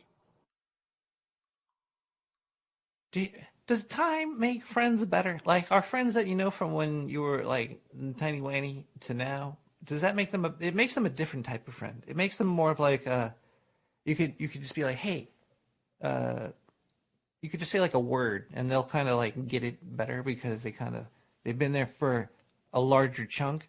No, I don't know what I'm talking about anymore. You can grow apart. You could be very different people and still be friends. It might not click like it used to. You're right. Fuck that idea. The people that you've only known for a shorter amount of times, like you and me right now, we're best friends right now because you just spoke to me for a long time. So right now, you and me are best friends. I'm coming over next week, and we're gonna play some Dungeon Crawling Classic. We're gonna chuck some dice. Butterfly tattoos. I never was able to get a tattoo. On our ankles. Did you ever get a tattoo, Mike? Yeah, I got one. Got one with a pretty good story. Whoa! Hi. That's the Riley crest. Really? If you look it up, it's 2 lions and then a shield with a severed hand with drops of blood coming out of it. I've seen a lot of that in your work. That's cool. You brought that. The coolest part is, so I saw that my whole life, and I always assumed oh, you're loyal or something, you give your hand for your family or something like that. And I learned that the real story is there was 2 clans racing to claim the Isle of Riley, and probably doesn't exist. But I was about to say something. I was like, I don't want to be offensive, but was Isle of Riley a woman? Was this a couple of guys trying to? And they wrote boats stories. are racing, and they agreed that the first clan to touch it got to claim the island. So my family was losing, so somebody, smartest one, cut off his hand and threw it so that he touched the island before the boat ahead of them. That's a story from the winner's side. Probably made that shit up. Yeah. He probably cut off the other person's hands. There's nothing, you don't know what's true unless you were there. And even if you were there, it still could be a little iffy. You never know. Feel that it's true. I used to think the Trojan horse was real. I was like, yeah, they packed like 30 dudes into a fucking wooden thing and they took over a whole city. Was there no horse at all? No, that whole Put story something is in not there, real. right? None of that was real. It's like It's like just playing a D&D. distraction, like a horse full of pudding or something. They could go around the other side. Everybody's slipping. They were making like Flintstone running noises. Hanna-Barbera. I miss Hanna-Barbera. What is your favorite old cartoon? Do you have any fun old cartoons you like? Or I do like G.I. Joe, and watching them as an adult, I like it better now because there's so much more weird stuff that I didn't notice as a kid. I mean, like, just like the interactions of the characters, those are really weird too. Like, there's all this flirting and sexual tension that I didn't realize when I was 7. So those storylines are nice to revisit. And they animated them in Korea. I guess they didn't get a lot of guidance on signage and things because, like, everything is spelled. Like, I've got a whole folder of photos. Really? Facebook of, like, misspellings, just weird names like restaurant.dog or something like that is the name of a restaurant when they drive past. One where he's dialing the phone. He's got a phone pad, and it's like 1, 2, 3, 4, and then like an extra space bar. Like, just not nearly enough phone digits, and they don't fit on the phone either. the newest G.I. Joe I know is the those stupid cuts like we're like, you want a pork chop sandwich, or they just put like overdub the G.I. Joe scene. They just had a 20-year anniversary, I think. Those. They're coming out with that the ninja movie. What was it? It's not the snakehead guy. Guys. Yeah. G.I. Joe toys were amazing, man. That was I love those guys. It was like, oh, these things got like rubber bands in them, and you could pull on it, and move them around and shit, and put them in plants and on trees and shit. I had a friend. I've known him since first grade, and he argued about the pronunciation of Serpentor. It was very bitter for several months. And we've never spoken again. Serpentor wins again? I think I was wrong. I think I was going Serpentor. Rewatched it, and they don't say it that way, but there is one scene where it's pronounced that way, and I sent it to him just now. We're like 35 years later. I was like, there, bitch. That one time I told you I wasn't just thinking that shit up. That was real. That's General Hawk said it, and he's the highest ranking one. So what he says goes. And well, well, I was just thinking about like lost media, and like memory connections to media, and actually, there's this one video that I can't find. I know I've seen it. I can't find it. I'm not going to even talk about it right now. Just like my Ouija board story. Mike, have you ever used the Ouija board? Don't. They're fucking evil, man. Like the idea of it. I had a 7th grade science teacher who screamed at us not to. Don't do it. I don't have any interest. This is a PSA. Just people sliding it around toward each other. I still don't want any part of it because it's it's evil. You never know what you'll unlock. You'll unlock islands and weird shit. I don't know what the fuck's going on here. Why it's called Wampus. The Wampus lives in the Arctic. Is that like a Nessie? Do you think Nessie is out there still? I think she's dead. I think Nessie died, but she existed. No. No? That all my favorite pictures of Nessie are fake. Did you ever see the Nessie the hentai? Yes. That's what they today actually. Mike, will you draw anime versions of cryptids having sex from? Sorry, back my Kickstarter. I'm gonna send you. I'm gonna Kickstart it twice. Get at the anime cryptid sex level. The one slot left. We'll have to check that out. Whoa. Hold on one second. I have to check the recording time here. All right, Mike. We did an hour and a half. Would you like to say good night to hashtag sewer chat? Good night, hashtag just sewer chat. There's gotta be. Is that all? Don't they have like a name, like a collective name? I would say it would be a collective of sewer chat. They would be the sewer chatters. Okay. I've been using that since I think episode 1 even. This is fucking hashtag sewer. The problem with hashtag sewer chat is it gets mixed up with hashtag sewer chat, and sometimes some really old ladies come up in here, and it's very strange. But we get along. Diane, I met her through it. Thank you. But I'm going to during this episode back your book live, and I hope the other hashtag sewer chatters join me in doing that as well. Mike O'Reilly. No, I'm joking. I'm sorry, Mike. Sometimes I get really drunk when I do the show, and I'm just like, whoops. Mike Riley has phonology. And go buy it right now. I'm gonna.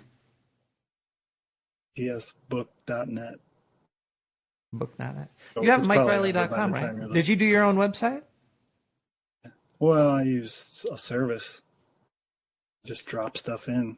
MikeRiley.com. You got MikeRileyComics.com. Ooh. So I have Riley Art and Mike Riley com. Oh, direct to Mike Riley Comics though. You just did a picture. You have some G.I. Joe guys all up in there. Nice. And oh man, these are awesome. Damn.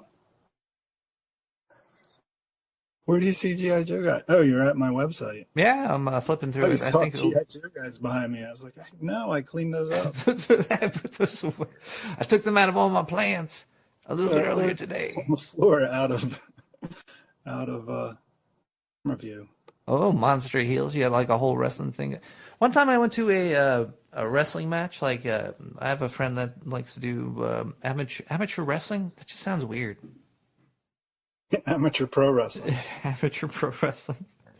And there's this dude that was going around, and he had like cookies, like Oreo cookies, in his spandex trousers, and his whole gag was like giving cookies out to people in the audience.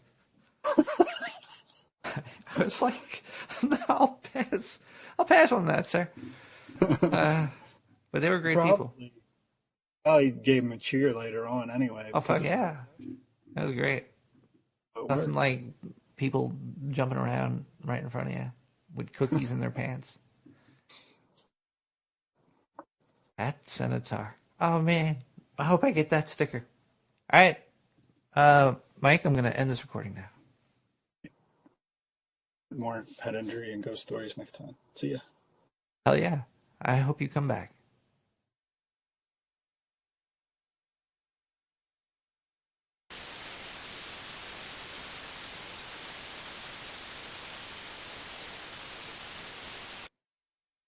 All right, Mike.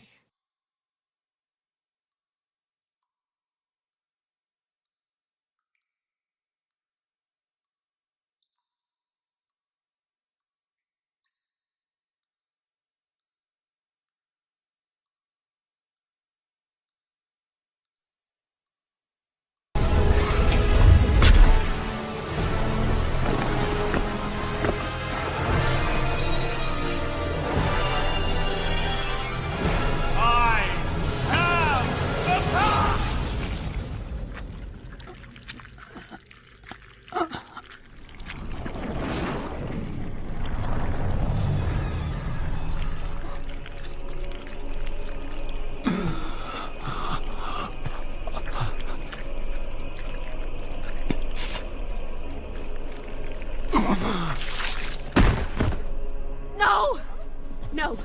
No. And so I cry sometimes when I'm lying.